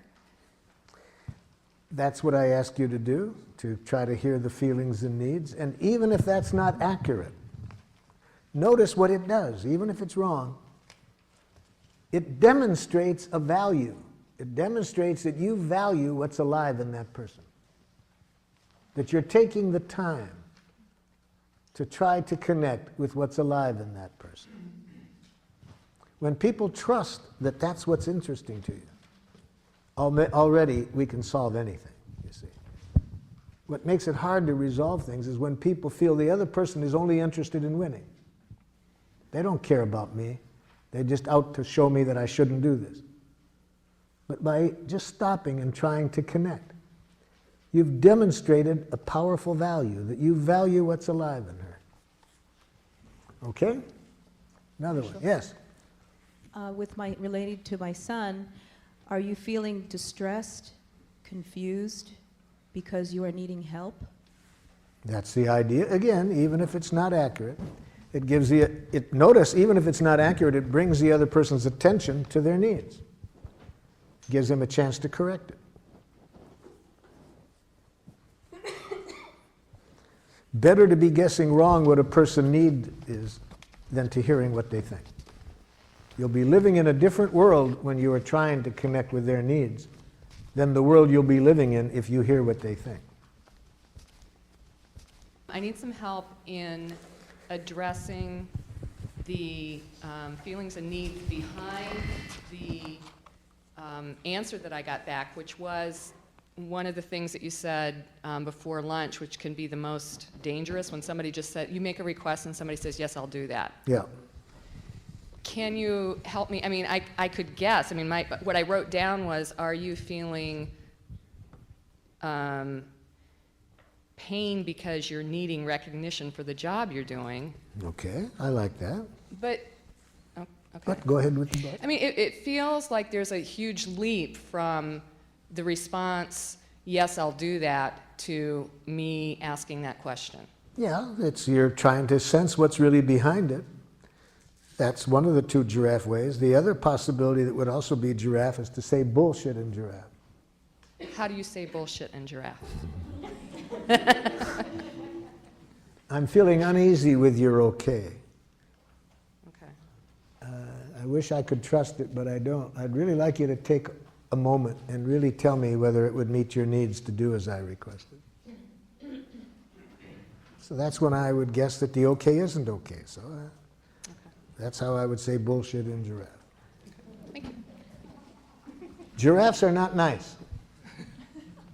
See, much of, I think, the violence in the world is created by nice people. So don't mistake the word nonviolence as being nice. Are you feeling abandoned? Not a feeling. It's a thought. Don't encourage jackals to think that way.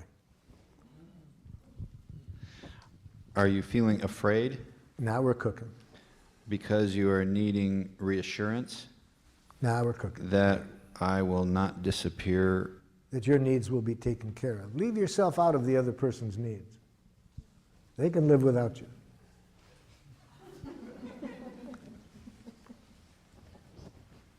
All of their needs can be met without you. How could I satisfy your needs? That is a valid question. How could I satisfy your needs? That's a jackal question. That kind of question, if the other person is smart, they'll take the Fifth Amendment. Yeah. This was an answer to when my daughter said, "You sound like you're reading from a book." You sound like you're reading from a book. And I say, are you feeling scared, separate, or alienated? And are you needing to be responded to in a genuine, heartfelt way? Yes, but you're doing it again when you do that.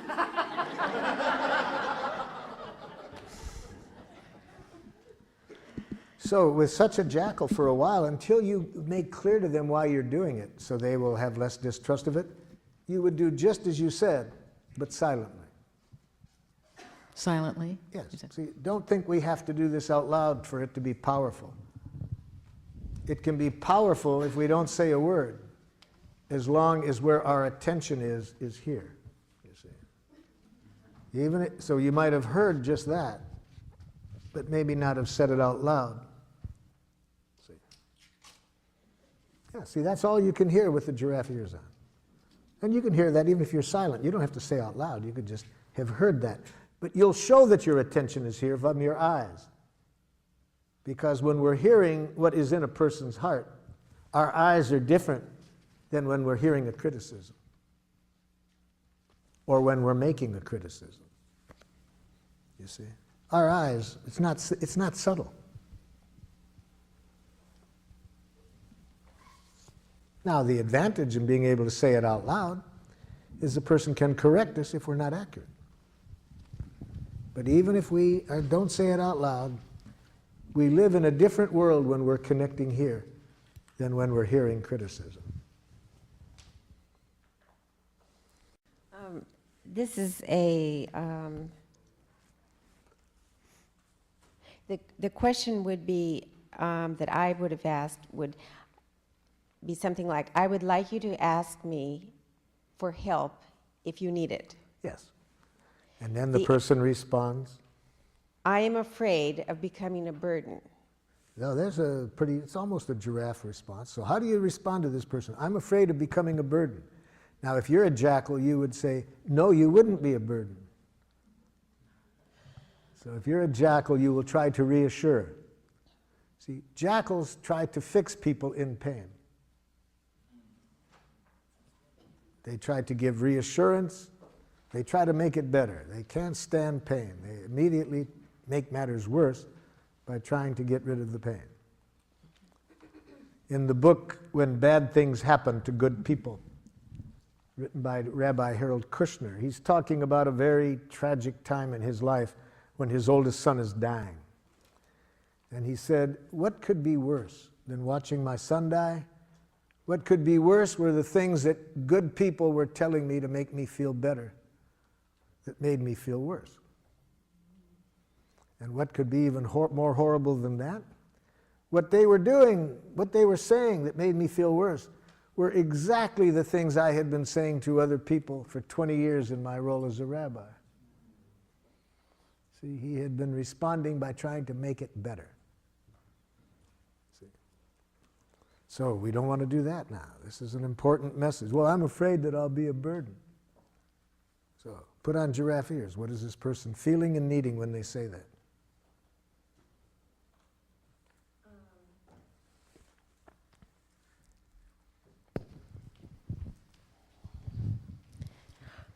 Are you feeling Afraid? They've already told you the feeling. That's easy. So the afraid. Are you? So you're feeling afraid because why?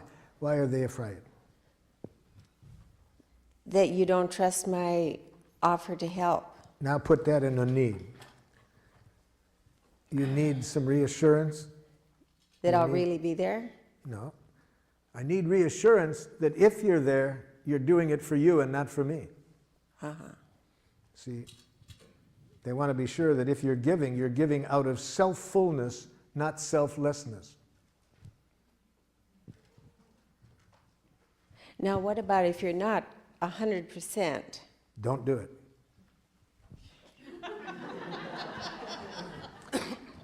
I would suggest you heed Joseph Campbell's advice when he, having studied all the basic myths of the world and the basic religions, concludes that if there's one wise thing that seems present in all the basic religions, it's this: don't do anything that isn't play. Yes, don't do anything that isn't play. And it'll be play if you're meeting your own needs.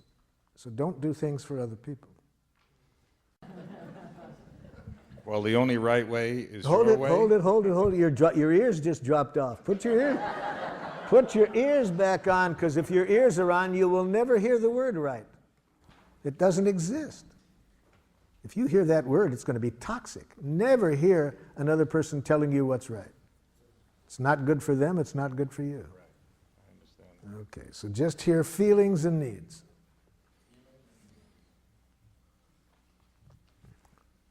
I tell you 30 times you don't listen.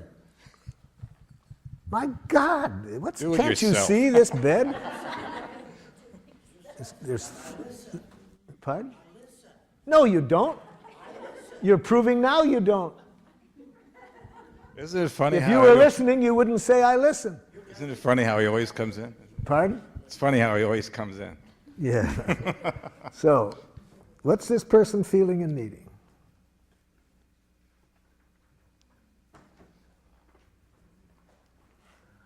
Let me help you out. Want me to help you out with this, Jack?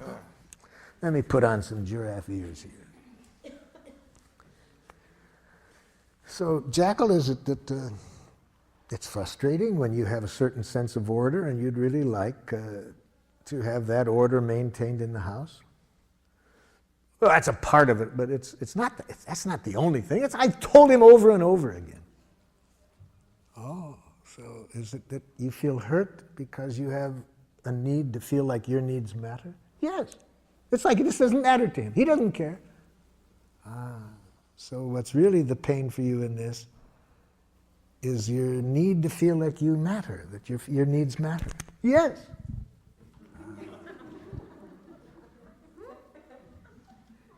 So how do you feel when you hear the jackal say this?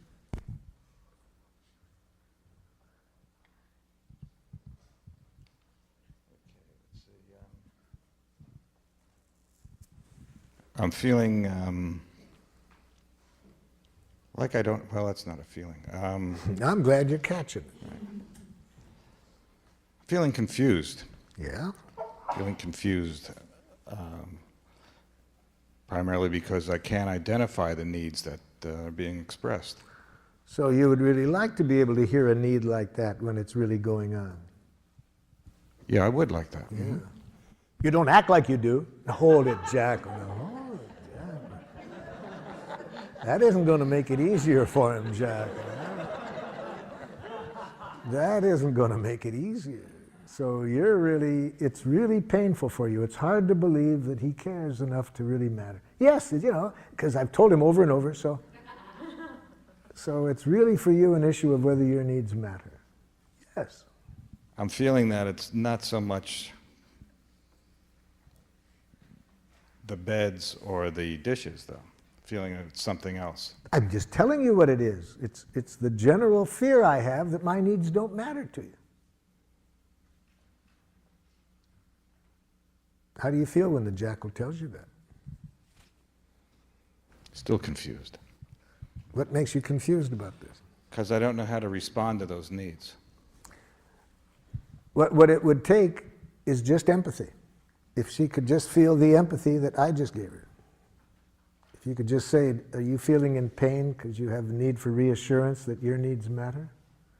Yes, yes. I've tried to tell you that for years. You don't listen. Now it comes in. I guess now I'm feeling sad because I'm not meeting the needs. Hold your sadness. She needs more empathy.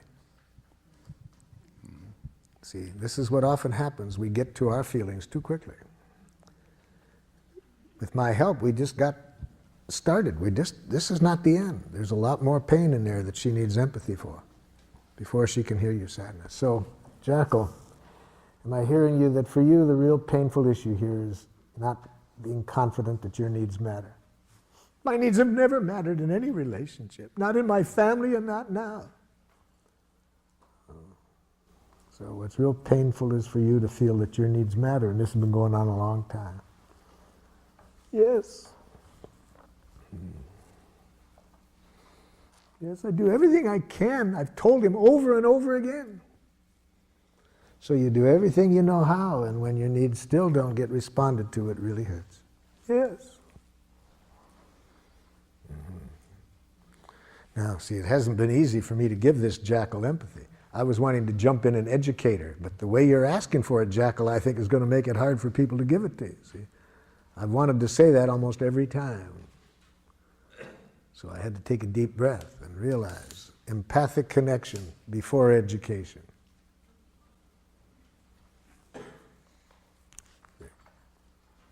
Now is not the time to educate. That the way you're asking for it's going to make it pretty hard for somebody without super-powered giraffe ears to hear your needs. Question on that. Doesn't this situation require some kind of resolution or solution? Yes, or yes, and almost yes.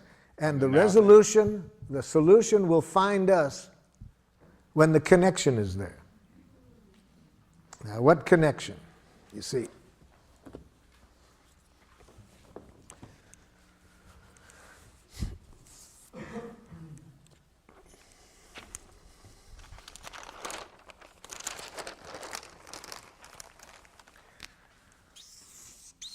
here's your wife's needs.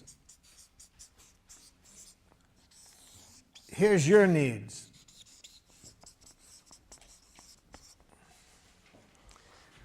When she hears your needs without hearing any criticism or demand, and you hear her needs without any criticism and demand, the solution will find you. The conflict will resolve itself. It does need to be resolved.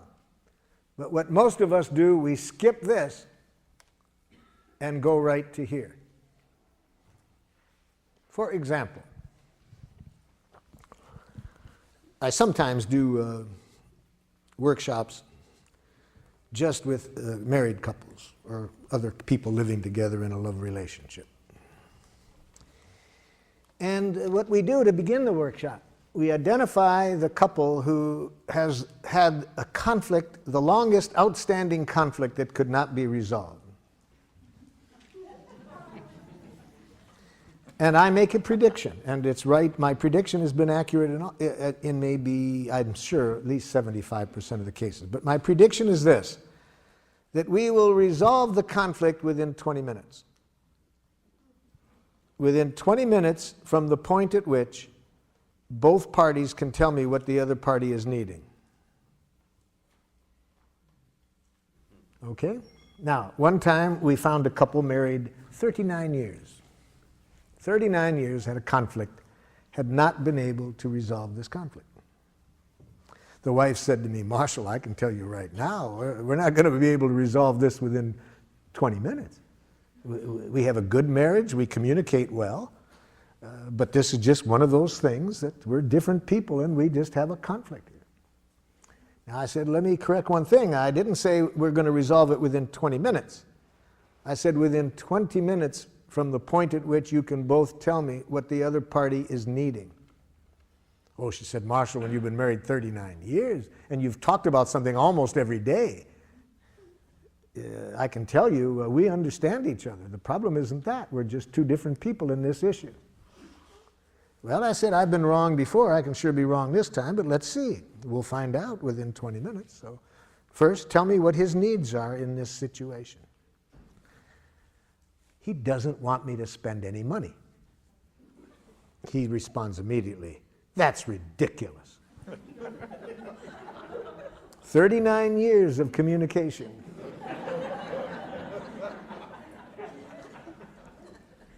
Now, first of all, doesn't want me to spend any money is not a need.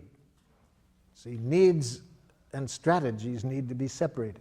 They had been talking about how much money she could spend and not spend, but the more important issue there was whether who takes care of the checkbook. He unilaterally controlled the checkbook, which was really the main issue between them. See, but I'm saying I don't even want the couple to talk about the strategies or the solutions until the connection is there. When the connection is there, the conflicts usually resolve themselves. So I pointed out to her, no, that's not a need. And even if it was, notice he's saying that's not accurate. Well, she said, okay, let me then tell you what his needs are, Marshall. You see, he's just like his own father. They both have a depression mentality when it comes to money. I said, stop. Now I'm hearing psychoanalytic jackal. And I was going to take another 39 years if you get into that. No, I'm not asking for an analysis of his personality. I'm saying, what are his needs? She didn't know. After 39 years, she had no awareness, consciousness of his needs. So I said to him, okay, well, she doesn't know. Why don't you tell her? Well, Marshall, let me tell you what her needs are. You see, she's a lovely woman, wonderful mother, a wonderful wife. But when it comes to money, she's totally irresponsible. Here comes another 39 years, you see. I ask for a need, and he gives me a diagnosis. And, of course, she immediately says, that's unfair. I said, hold it. So I could see they didn't have a need literacy, so I had to loan them my ears. So with giraffe ears, of course, I'm conscious that all judgment, she's totally irresponsible, is a tragic expression of an unmet need. You see?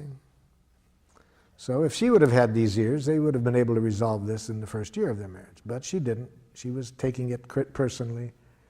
So I helped them out. I said, when you say she's irresponsible, are you feeling frightened and need to be sure the family is protected economically? He said, that's exactly what I mean. Well, that wasn't what he'd been saying for 39 years. But he didn't know how to say his feelings and needs. Okay, so I've got his needs identified. He was scared, wanted to protect the family economically. I turned to his wife and said, could you tell me back what you heard him say? But because I did, one time I overdrew the checkbook when we were, first married, now he thinks, I said, excuse me. Notice what the first word that she said was, but. See, she doesn't know the cardinal giraffe rule. Never put your butt in the face of an angry person.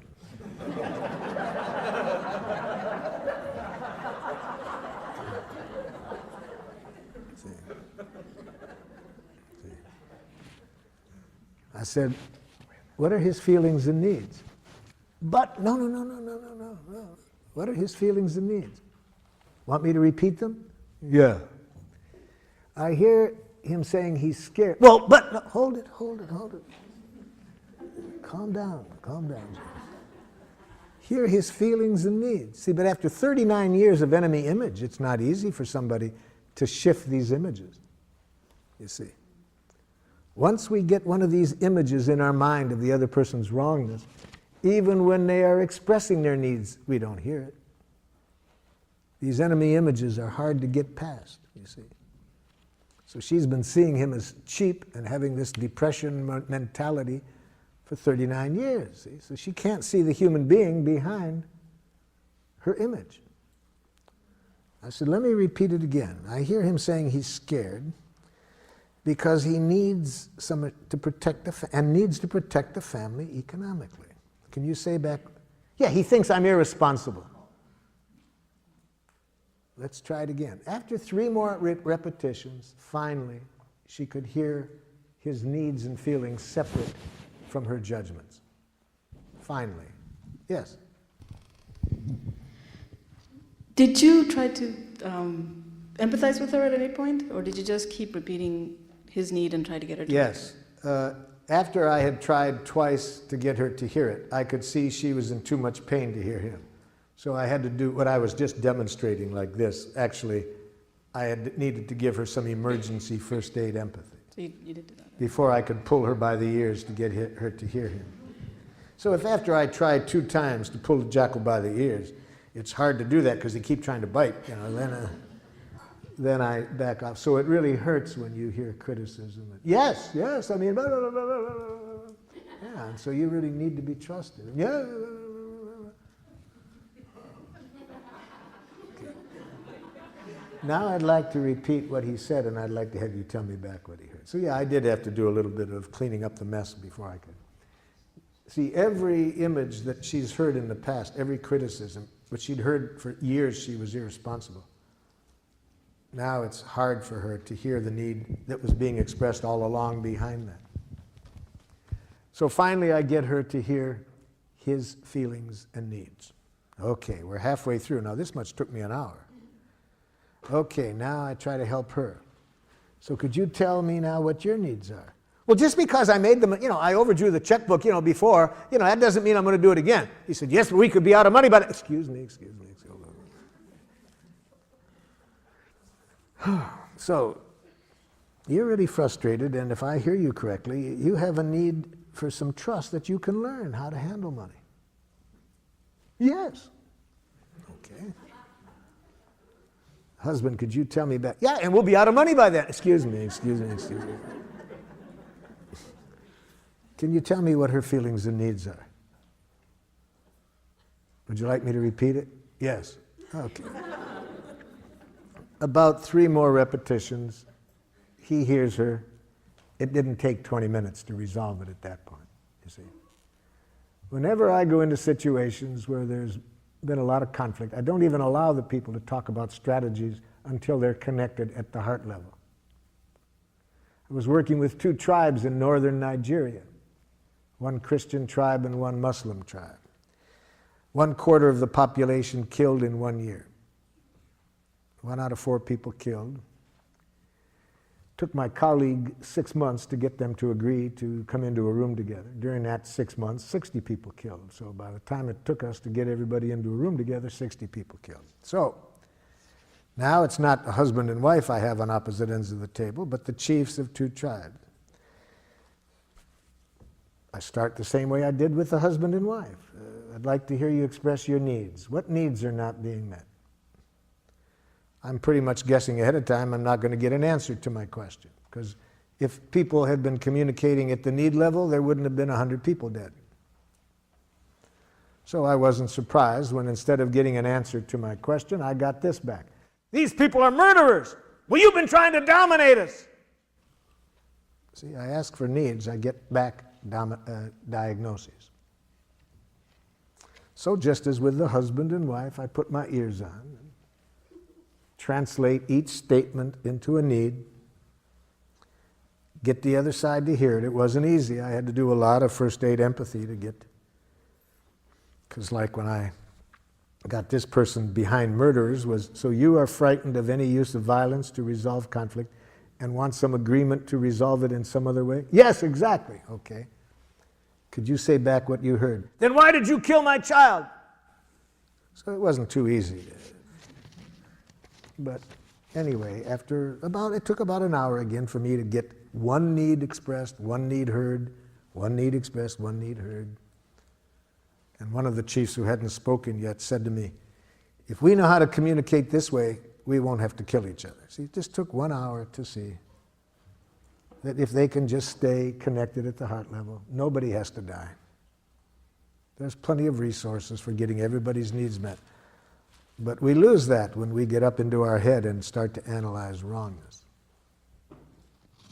Yes? But does this need understanding develop into a, well, sort of a, not necessarily a give and take, but where one person would give in to the other person's need? No compromising in giraffe. Not necessary to compromise. Everybody's needs can get met. Nobody has to give in. Nobody has to give anything up.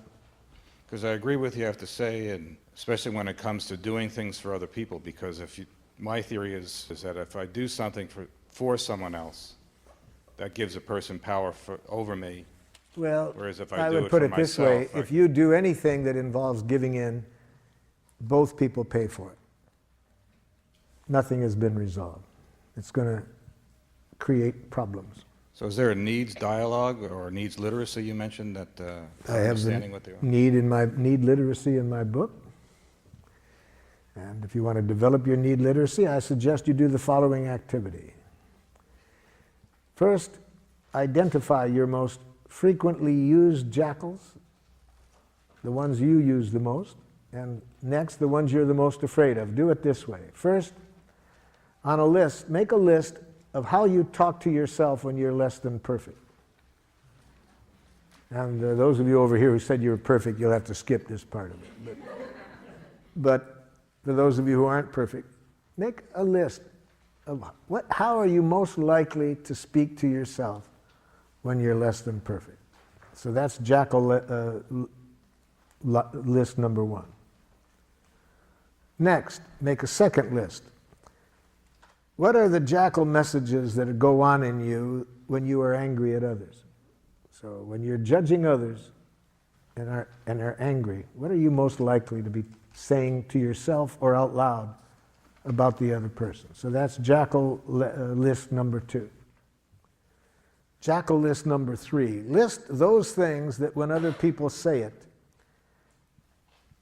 at the moment you respond to defensively or aggressively. And put on that list things that you have been so afraid that people might think it of you, that you've become a nice dead person to avoid it. So in other words, put into that list not only what people have said that got you defensive, but things you're scared of they might say. Okay, now do this exercise to build your need literacy. Go back over that first list where what you say to yourself when you're less than perfect. Now, for each judgment, think of what might have been the stimulus for it. See, you've got to relate each of these to a specific context. So, say to yourself, let's say the first thing is you have on your list number 1, what a dumb thing to do. Okay.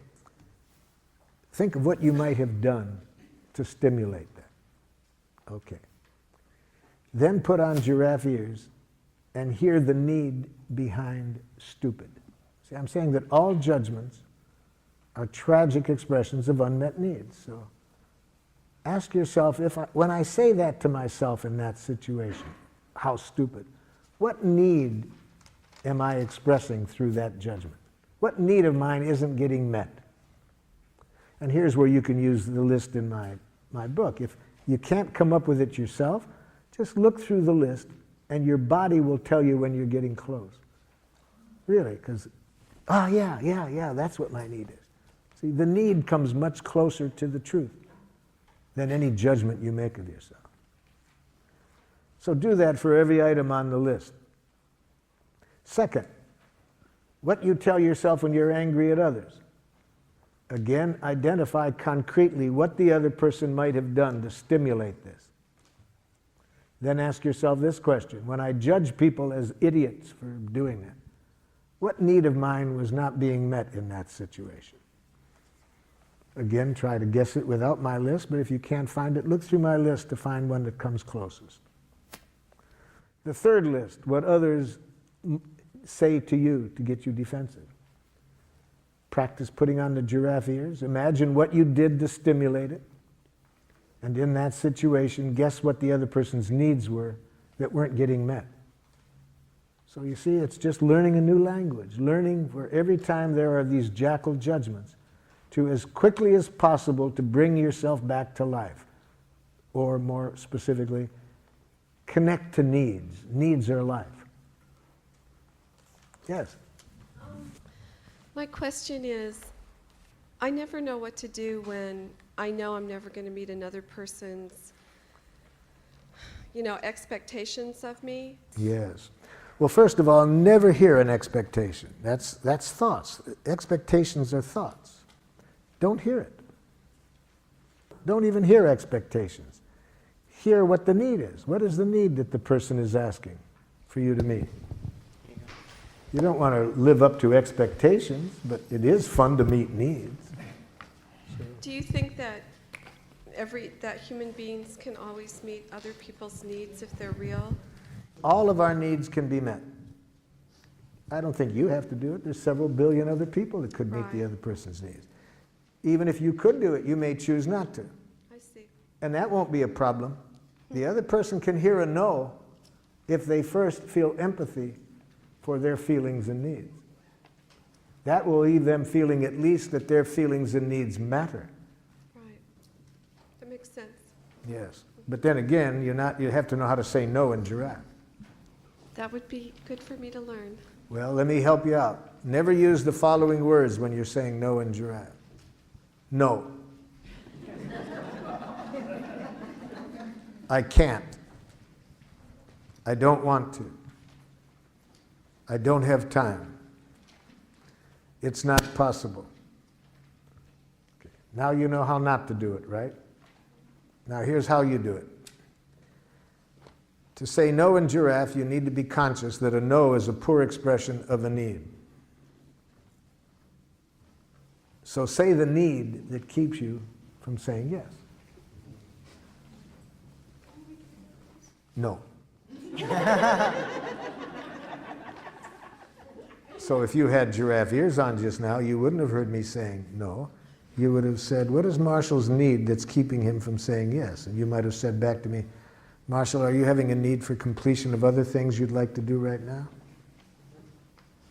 You see? You would have tried to hear the need behind the no. So what I said is, all no's are tragic expressions of a need. So say the need that keeps you from saying yes. Don't say no. The way that I have this framed, I feel as though I am responding to a person's expectations. So it's a work environment. Are you feeling afraid of being held responsible for the quality and quantity of the work that I'm doing? And this is to a supervisor. Are you feeling scared and need to protect yourself? That might be the need that I hear you guessing. Are you feeling scared and need to protect yourself in this matter? I guess when I hear that, I feel afraid because I'm inferring that there's a danger and that they have a fear of some danger. If this is what you're guessing is alive in them, you're not saying it's right. See, we never say you are feeling. We always say, are you feeling? We may be wrong, but we're trying to get clear what's going on in this person. Are you feeling afraid and need to protect yourself? And taking the my performance part out of it. You're Yes, saying take yes. the me out of the Yes. Just giraffe try to ears. hear the feelings and needs without you.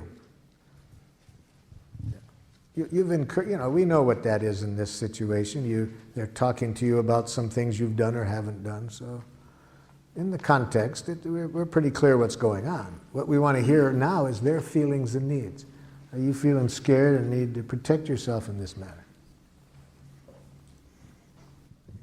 Now, if this is in many settings where the people are not used to having feelings dealt with, the other person might get very upset with having their feelings being talked about. In which case you do it silently. But if you're a giraffe, you hear feelings and needs in every message. Whether you do it out loud or not, Politically, we adjust when we might do it out loud. But we don't allow anything else into our consciousness except this other person's feelings and needs. I think you said earlier that there's no compromise in giraffe communication. Yes. And so I would find it instructional to know how the problem between the husband and wife was resolved. Yes. And Yes. how it was a win-win situation for both of them. First, once there is empathy, people feel that their feelings and needs matter, which is done through the empathy. You don't have the competitiveness, you don't have the charge. So here's how it went. After they both heard each other, he heard that it would really hurt for her not to be trusted, that she could learn. And once he felt really understood how scared he was that if she were to do what she did when they first got married and overdraw the account, she could hear that he wanted to protect the family. I think most 6-year-old children could resolve the conflicts that get nations into wars in which thousands are killed if you gave the 6-year-olds, you said, look, here are the needs on both sides. Here are the resources. I'm confident most 6-year-olds could solve the conflict. So in this, it doesn't take a genius. What did it do? She said, I want a trial period to learn how to do it. First he said, I'm scared because, you could go through a lot of money learning.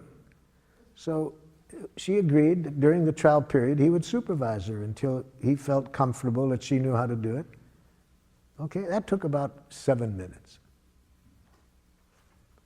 But they hadn't been able to get to that in 39 years because of all the enemy images, the hurt, and so forth.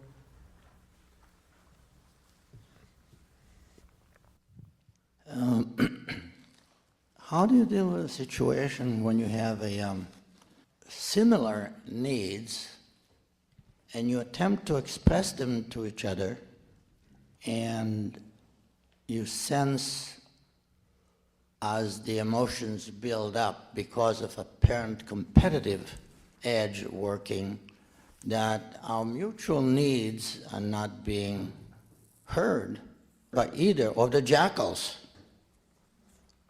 Then you either need to get a third party to give both of them the empathy they need to hear each other.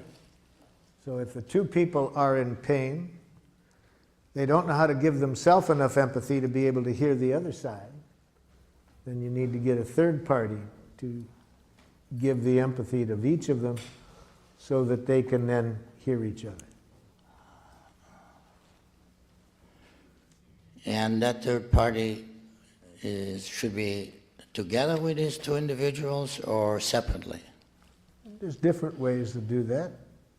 They're together, there's some advantages. But it could be that to give empathy to both sides separately and then help each side to hear the other side and then bring them together. Mm-hmm. Thank you.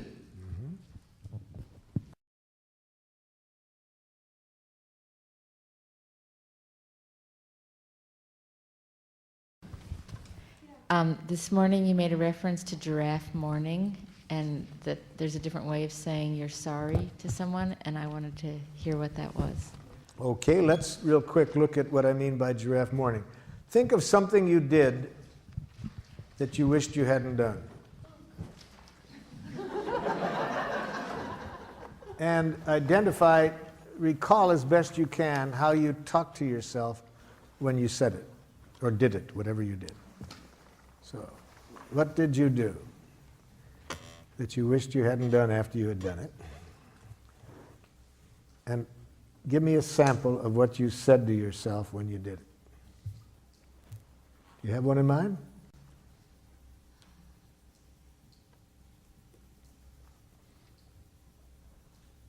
Okay. That I was feeling defensive and I criticized someone. So, what you did is you said some things to another person that you wished you hadn't done. Right. Okay, and what did you say to yourself when you did that? Well, usually in the moment I feel, defensive of myself. No, I want to concretely know, for this exercise, I need to know concretely what you say to yourself when you behave in a way you don't like. This is very important to answer your question about giraffe morning. It's very important to identify what your inner educator is saying to you. See, all of us have an inner educator whose function it is to educate us when we are less than perfect.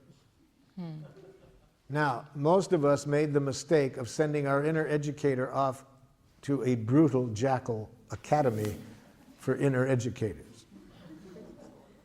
And so it's important to be conscious of how our inner educator talks to us. So that's what I'm asking you. When you said what you did to your husband, what did your inner educator, how did your inner educator try to educate you? It said what to you about what you had done? In the moment or later? Either one. Well, the point when I start to feel regret or sorry Yeah. is later. Which at any point, what did you say to yourself about what you had done? Okay. I said, I'm a bad person. Now that's enough, you see. See, your inner educator tries to educate you through penitence, through making you hate yourself for what you've done. It uses language that implies there's such a thing as a bad person. All right. Now, if you apologize out of that energy, that's jackal. Any apology that comes out of thinking you did something wrong is not going to be good for you or the other person. You with me so far? Well, I know it feels bad. Yeah, it feels bad. And I really want you to feel bad in this situation, but I want you to feel a sweet bad. A sweet bad that will help you learn from this without hating yourself. When you have a thought in your head that you're a bad person, that's ugly bad. That's a punitive bad. That'll first of all make it hard to learn. And even if you do learn, it's out of self-hatred. So whatever changes you make are at great cost. So that's your inner educator. That was your inner educator speaking to you when it said you're a bad person. Now, we've been learning today that all judgments are expressions of needs, right? So your inner educator means well. It really means well. It wants you to learn from this in a way that will serve life. It means well, it's just its language that sucks. Okay? So we don't want to hear what the inner educator thinks about us. We want to hear the need that isn't getting met, that it's trying to call to our attention. So what need is your inner educator trying to bring to your attention that you didn't meet by how you behaved?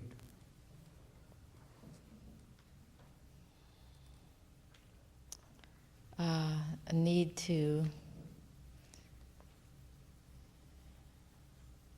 be in relationship with the other person. A need in what kind of relationship? A mutual understanding, Yeah. respectful. Right. So it didn't meet your need for respecting and understanding the other person. Yeah. And how do you feel when that need isn't met?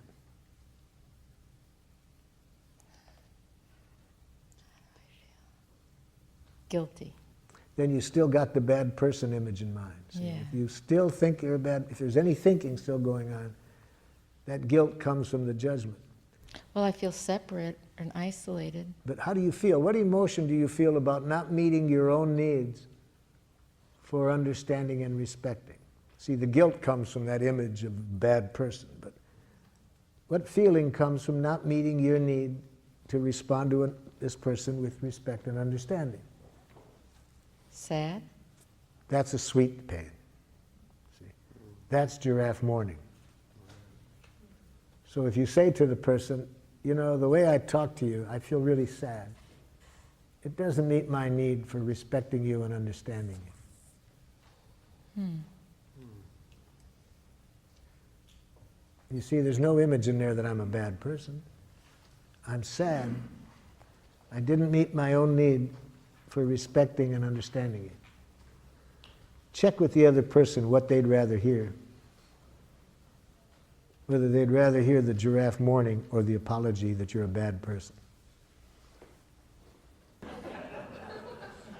Yes. I'm having a little problem trying to find the teeth in this model somehow. it seems like everything is, even though we're talking that it's on a feeling level, everything seems, the way I'm interpreting anyways, is sort of on a mental level as opposed to an emotional level. And I guess I operate a lot from my gut, and I'm trying to get down to that somehow. So I need some help with it. Basically, tell me how I would be able to use this technique in my daily life, and to make it so that it's natural. You know, it's not natural for me to operate this way. And, The first thing I would recommend to you is change the word natural to habitual. Change the word natural to habitual. I think this process is natural, more natural than the way you were trained to think. So Gandhi says it's very dangerous to mix up the words natural and habitual. He says we have been trained to be quite habitual at communicating in ways that are quite unnatural. So I can't think of a more natural way to communicate than to talk about what's alive in us, just what we're feeling and needing. But when you feel like saying, if I feel like saying no seems okay to me. But what you were saying before is that. What do you mean by okay? It's okay to say no. What do you mean by what do I mean? You know, we can go back and forth. Pardon? We can go back and forth by asking each other. So let what me we be mean more about specific. When you say no, I predict that by saying no, more often than you would like, the other person is going to react to you in a way that isn't in your best interest. But if you say the need behind the no, that's less likely to happen. So then, if I understand what you're saying, the idea is to communicate in a way that the other person would communicate back to you so that it's in my best interest? I'm saying the purpose of this process is to get everybody's needs met, and that the needs are met by people giving willingly, not out of any coercive motivation. And I'm saying that when you say no, it gets in the way of the likelihood that everybody's needs are going to end up getting met. If you say the need that keeps you from saying yes, I predict there's more likelihood that everybody's needs will end up getting met.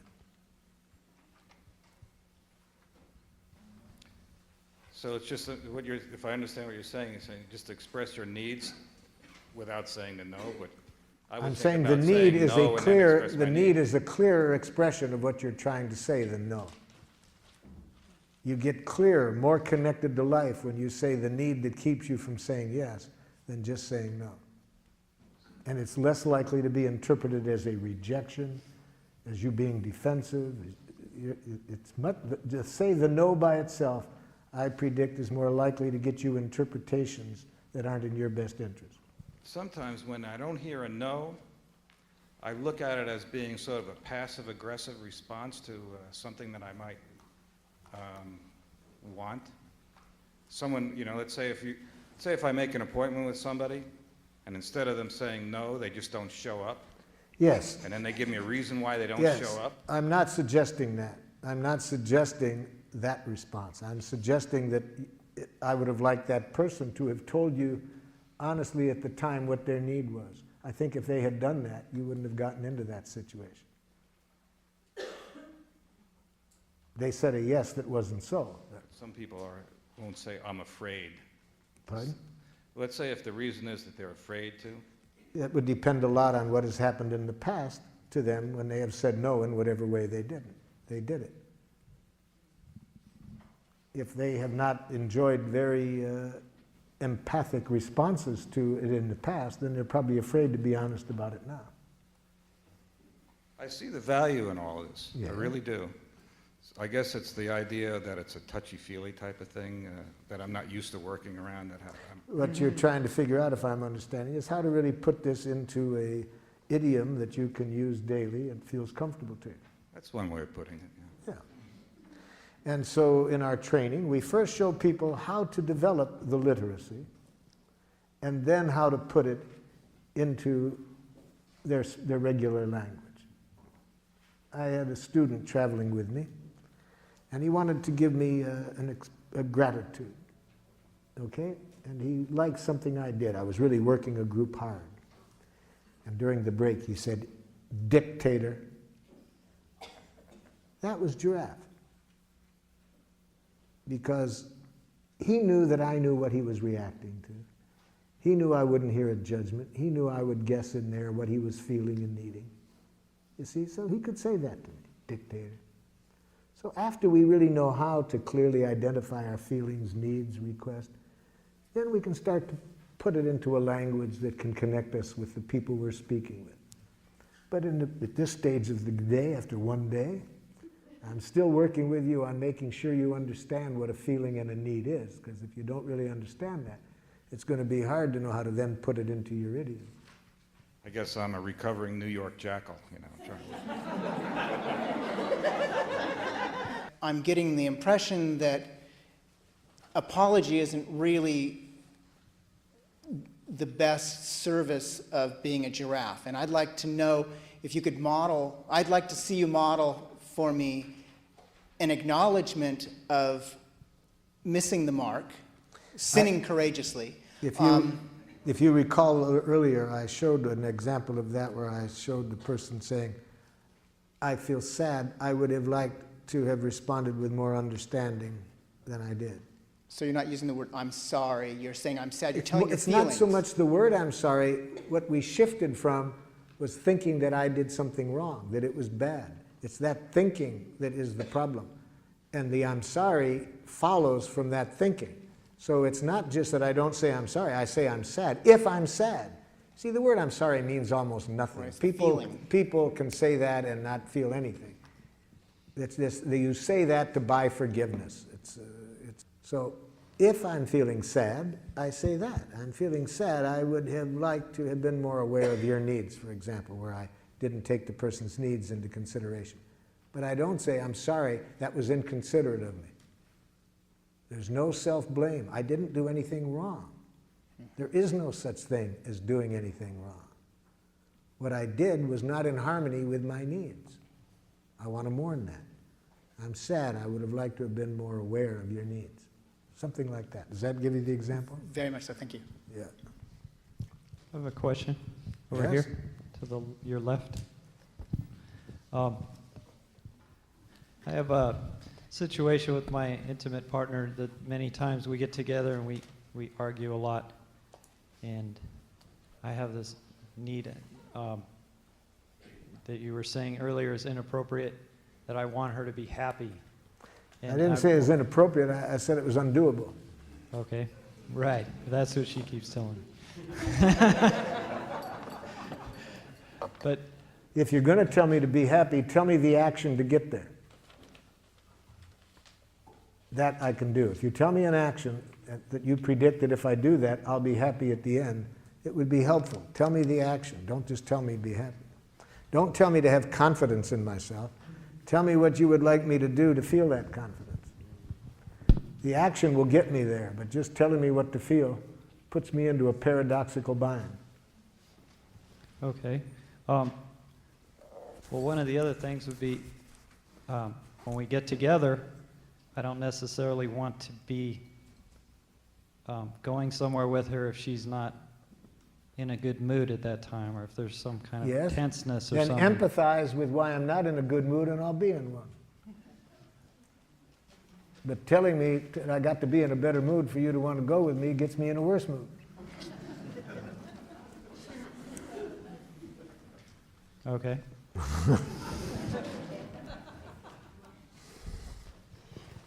I'm wondering if there's sometimes when it's over here, it's I'm feeling some anxiety about a trip I'm planning to visit my mother soon, and we have a dynamic where she really wants to help me figure out every detail of what I'm doing during my stay, and I like to be left So alone. let me show you how to do it.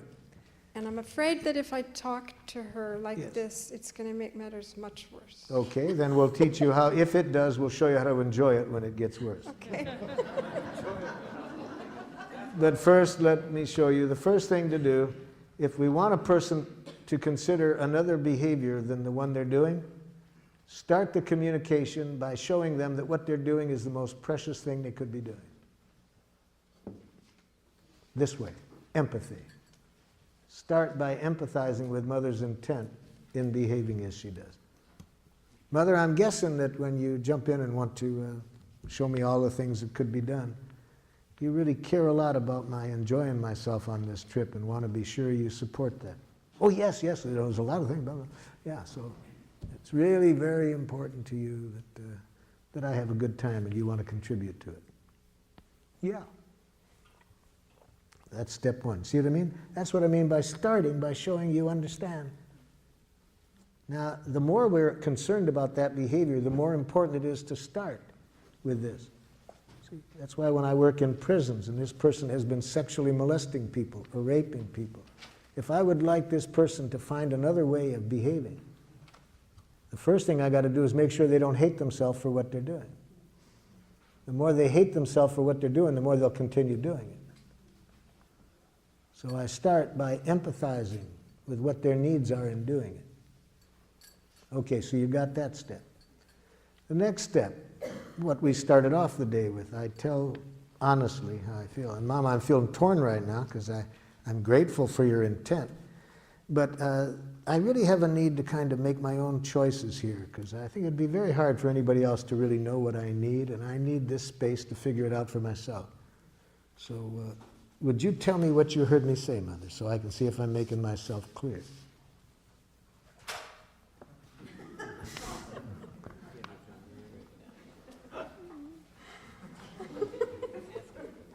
So now I know Mother didn't hear me. Now I know Mother didn't hear my needs. She probably heard a rejection. She probably heard that she's not valued. But it's important that I not think that her reaction is because of what I said.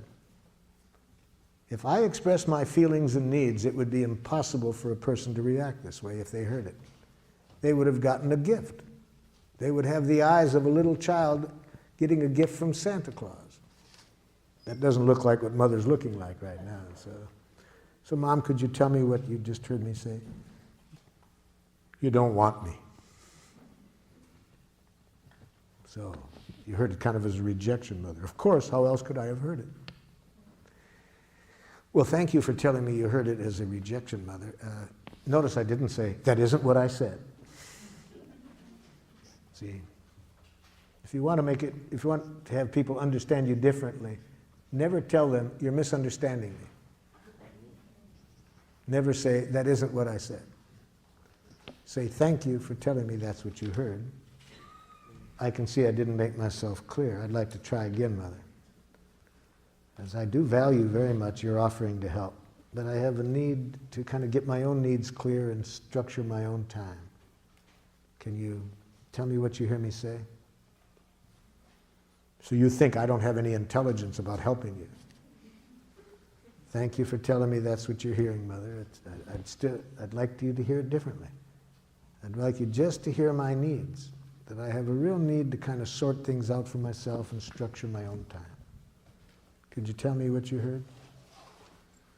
See, you have a need to kind of get clear for yourself what you want and to figure things out. Thank you, Mother. See how easy it is to get empathy from a jackal? Just about 3 ear pulls and I got it, right? Now, there are some 8-pull jackals, too, I know that. But I can tell from how sweet you are, your mother is a 3-pull jackal. Thank you.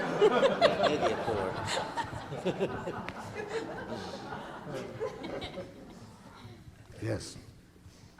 You mentioned earlier this morning about enjoying suffering. Could you elaborate on that? Oh, yes, that's very important. Thank you for bringing back to me about it. Okay, a friend of yours says this to you. I'm a nothing.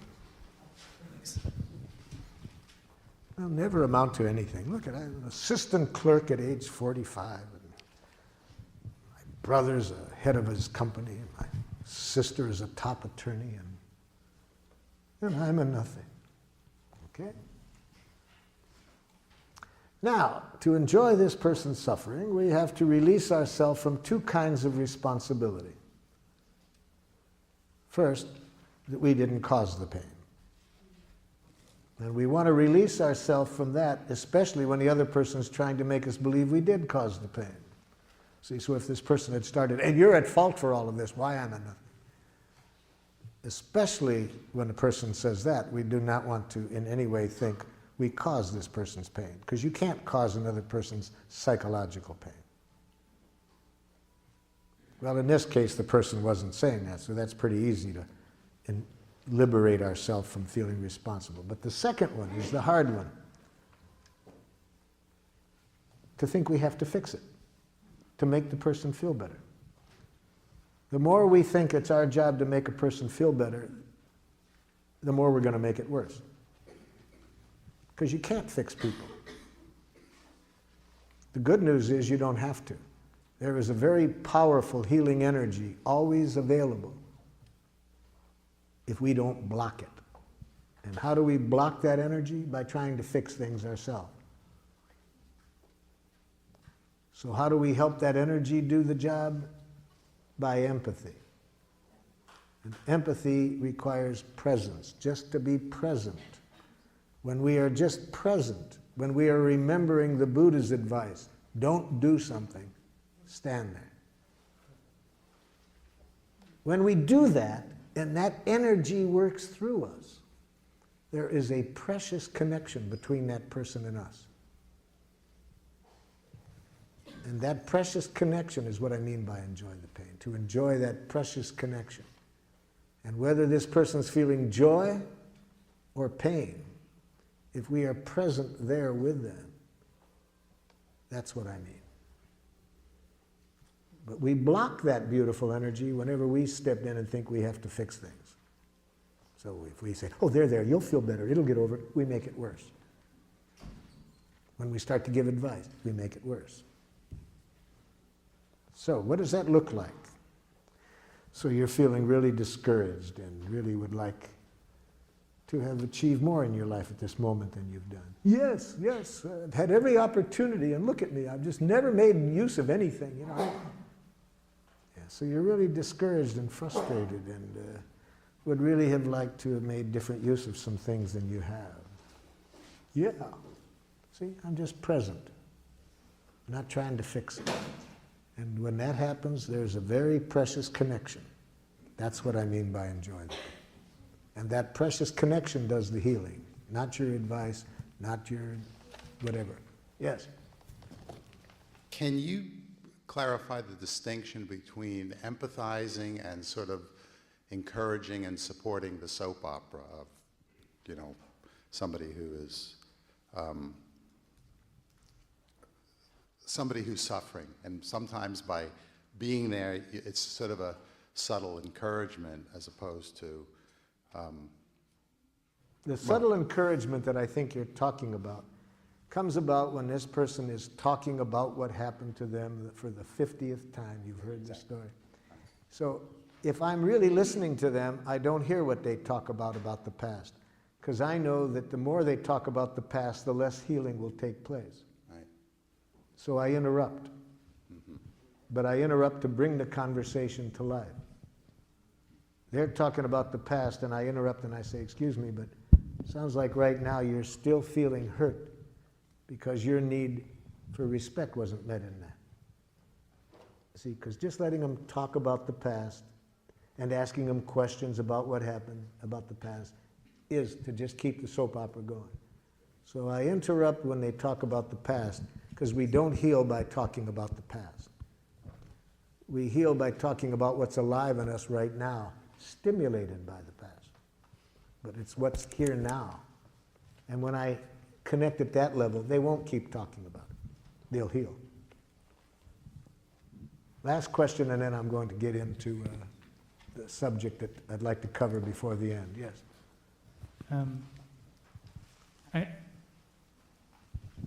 You talk about having, let's see, that someone else cannot cause our emotional pain. That's right. And I think about the abuse that I grew up with and that I see in Yes. a lot of families, Yes. and the suffering that I've Yes. experienced throughout my life, and Yes. through my recovery and all that. And yes, and other people were a stimulus for your suffering.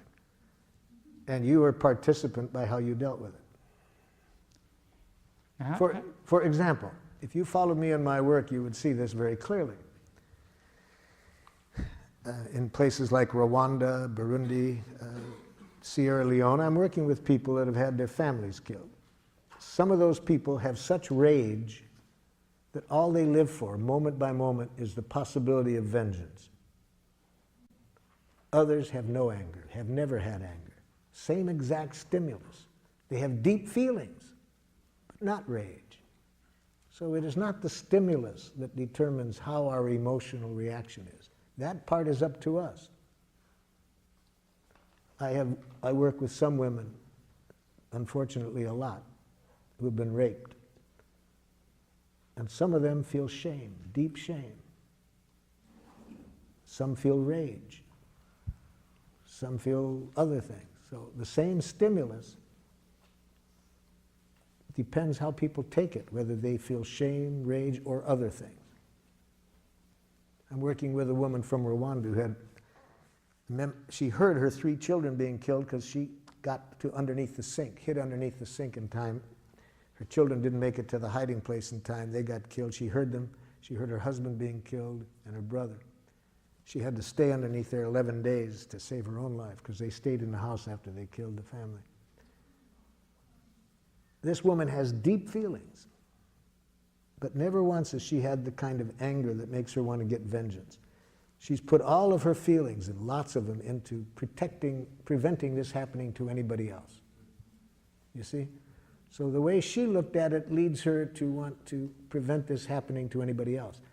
She came to my workshop because she wanted to know how to deal with the rage toward her from other people in her tribe who are furious with her that she won't join their efforts to kill the other people. Same stimulus, quite different reactions.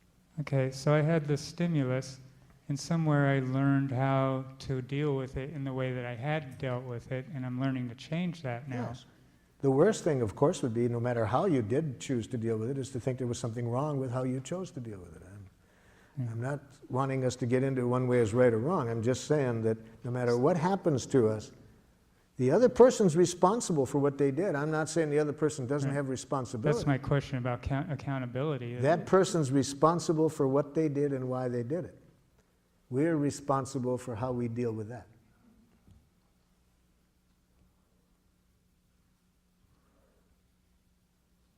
Okay? Let's get in. I'm just wondering how a child becomes responsible. I mean, still, children. The first thing I do is I wouldn't want to teach the child the lesson I just taught you until I had given that child all the empathy that child needed, and I would guess it would be a lot. So I can see myself dealing with a long time of hearing this child's enormous pain as a result of this. But then, in the course of this, I would be seeing this child having some pain created by how they looked at it.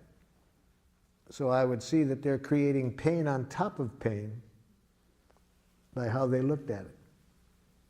So, after the child had all the empathy he or she needed, then I would do what I could to get them to see it in a way that wouldn't create unnecessary pain for themselves.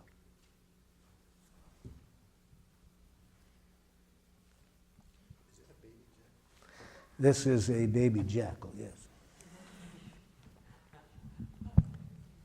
Okay, now what I'd like to do in the precious time that we have left, deal with a very important part of giraffe, because I wouldn't want you to get the idea that nonviolent communication is solely interested in conflict resolution, because it's equally interested in celebration.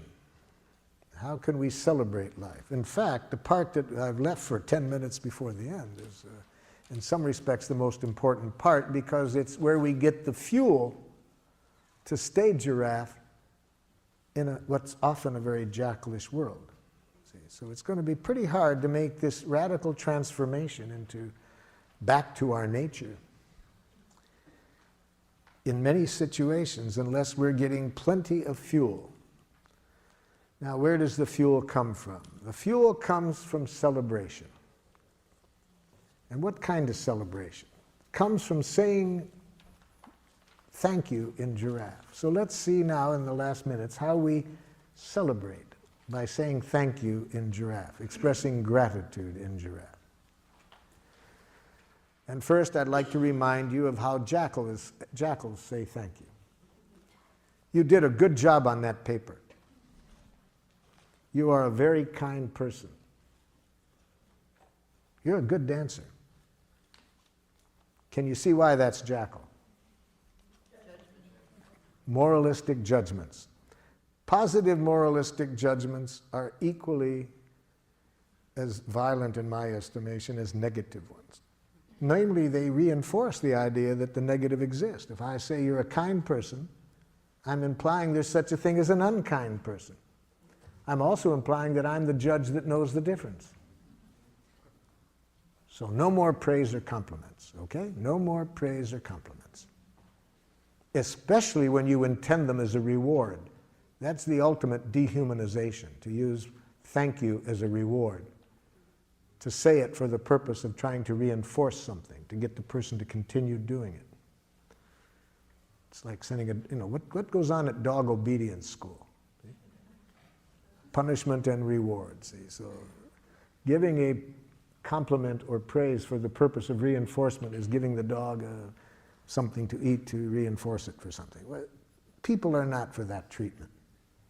And it destroys the beauty of thank you. When people have to wonder, is this being said out of that energy? But it works. What does jackal? Studies in management indicate that if managers praise and compliment employees daily, production goes up. Studies in school show that if teachers praise and compliment students daily, they work harder. Jackal, take another look at the research. I think you'll see that that only works for a very short time, until people see the manipulation. And then it no longer works. And it destroys the beauty of thank you, because now you cannot even trust gratitude without wondering whether it's being used as a reinforcement, as a reward. Well, what about if I want to build up the other person's self-esteem? What's wrong with that? So, Jackal, you don't see the irony of that? What? If the other person can only like themselves when you compliment them, they have no self-esteem. You've just addicted them to your rewards. That they only feel good when you say something about them. They have no self-esteem. Okay. How does a giraffe say thank you? Or gratitude? First, there's three things that are involved in a giraffe expression of gratitude that give us energy to keep being a giraffe. See, the first thing in a giraffe expression of gratitude is we bring to this other person's attention concretely what they have done that has made life more wonderful for us. See, that's what we need to do daily. We need to bring our consciousness and attention to the power that each one of us has to make life more wonderful. Each of us is a powerhouse. We have words that have the power to contribute to making people's lives more wonderful. We have touch. We can touch people in ways that can make life more wonderful. We can provide services for people. We are powerhouses. The more we remember this, we'll not get caught up in any violent games. Why would we use our energy any way other than to make life wonderful when we remember that we have this power? So that's one thing we got to make clear in our expression of gratitude. Specifically what the person did, not some vague generality. For example, a woman in Geneva, Switzerland came up to me at the end of a workshop. Here's what she said to me. "You're brilliant." I said, "It doesn't help." She said, "What do you mean?" I said, "You know, ma'am, I have been called a lot of names in my life. Really, I have. Some positive and some far less than positive. And I can never recall learning anything valuable by somebody telling me what I am. I think there's zero information value in being told what you are. And great danger, you might believe it. And it's just as dangerous to believe that you're smart as that you're stupid. Both of them reduce you to a thing. You see, we're much more than either of those. But I can see in your eyes that you want to express some gratitude. Yes, and I want to receive it, but it doesn't help me to be told what I am. Well, what do you need to hear? What did I do to make life more wonderful for you? Well, you're so intelligent. No, it doesn't help. Doesn't help. What did I do? Oh, I got you. She opens up her notebook. She showed me 2 things that I had said that she had written down. She put a big star by them. See, that helps me now. Okay, that helps me to know that somehow my saying those 2 things made this person's life more wonderful. So that's the first thing we need to say in appreciation. We need to bring to the person's attention concretely what they did that made life more wonderful. Second, at the moment we're giving the gratitude, to say how we feel at that moment about the person having done that. So I said to this woman, could you tell me how you feel now as a result of my having said those 2 things? She said, hopeful and relieved. Oh, hopeful and relieved. That gives me much more than telling me what I am, that I'm brilliant. Just to know that somehow my saying those 2 things, now this person feels hopeful and relieved. Now when I hear the third thing, I'll be able to really enjoy this gratitude. I said, what need of yours was fulfilled by my saying what I did that leaves you feeling hopeful and relieved? And that's the third thing we need to see in a giraffe gratitude. She said, I have an 18-year-old son. I've never been able to connect with him. It's been very painful that we never can connect, and I have needed some direction to help me connect with him. Those 2 things you said met my need for some concrete direction. So, had she expressed her gratitude in giraffe, she would have said, Marshall, when you said these 2 things, showed me what the 2 things were. It leaves me feeling hopeful and relieved. It meets a need of mine to connect with my son in a way that I want. Okay? That's how we say gratitude in giraffe, those 3 things. And it's also important how we receive gratitude. Let me show you how a jackal receives gratitude. Jackal, when you offered to give me the ride just now over to where I'm going afterwards, I feel very grateful because I really have a need to spend more time with my family. And if I took the bus, I'd have an hour less time. It's nothing. De rien. See? If you want to terrorize a jackal, express love or appreciation to it. Really, if you really want to scare a jackal. I've never seen anything scare jackals speaking people more than sincere gratitude or love. Why do you get so nervous, jackal, when you hear it? Well, I don't know that I deserved it. See, jackals have this dangerous concept in their head, deserve. It's a very violent concept. See, it implies that you have to deserve appreciation. You do deserve punishment if you behave in a certain way. See, the concept of deserve is a key ingredient in a violent way of life. If you believe in deserve, you think certain things are worth things, and you'll set up a very destructive economic system. You'll set up a destructive correctional system. Very dangerous concept. Well, that's not the only reason. Why else do you get so scared when you hear gratitude, jackal? What's wrong with being humble? So you want to have a need for humility? Yes. Well, you know, jackal, there's different kinds of humility. I'm afraid that your kind is a jackal humility.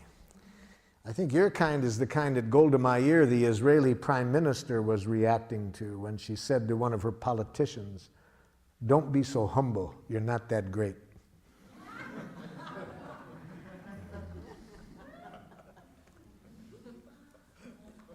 But the main reason that I believe that gratitude is so scary for many of us to receive is beautifully and poetically written in A Course in Miracles, where they say it's our light, not our darkness, that scares us the most. See, having been educated in this jackal way to hate ourselves, to think there's something wrong with us, it's a big jump to really see what I was saying, that we have enormous power to make life wonderful. And there's nothing we enjoy doing more than exercising that power. That's unfortunately, a pretty big jump for us to come to, but we can come to it. So that's how we say gratitude: observation, feeling, and need. Same literacy. Make sure it's coming from the heart to celebrate, and never to praise, compliment, reward. So any last comments or questions before our time runs out? I'm grateful for all your time and attention.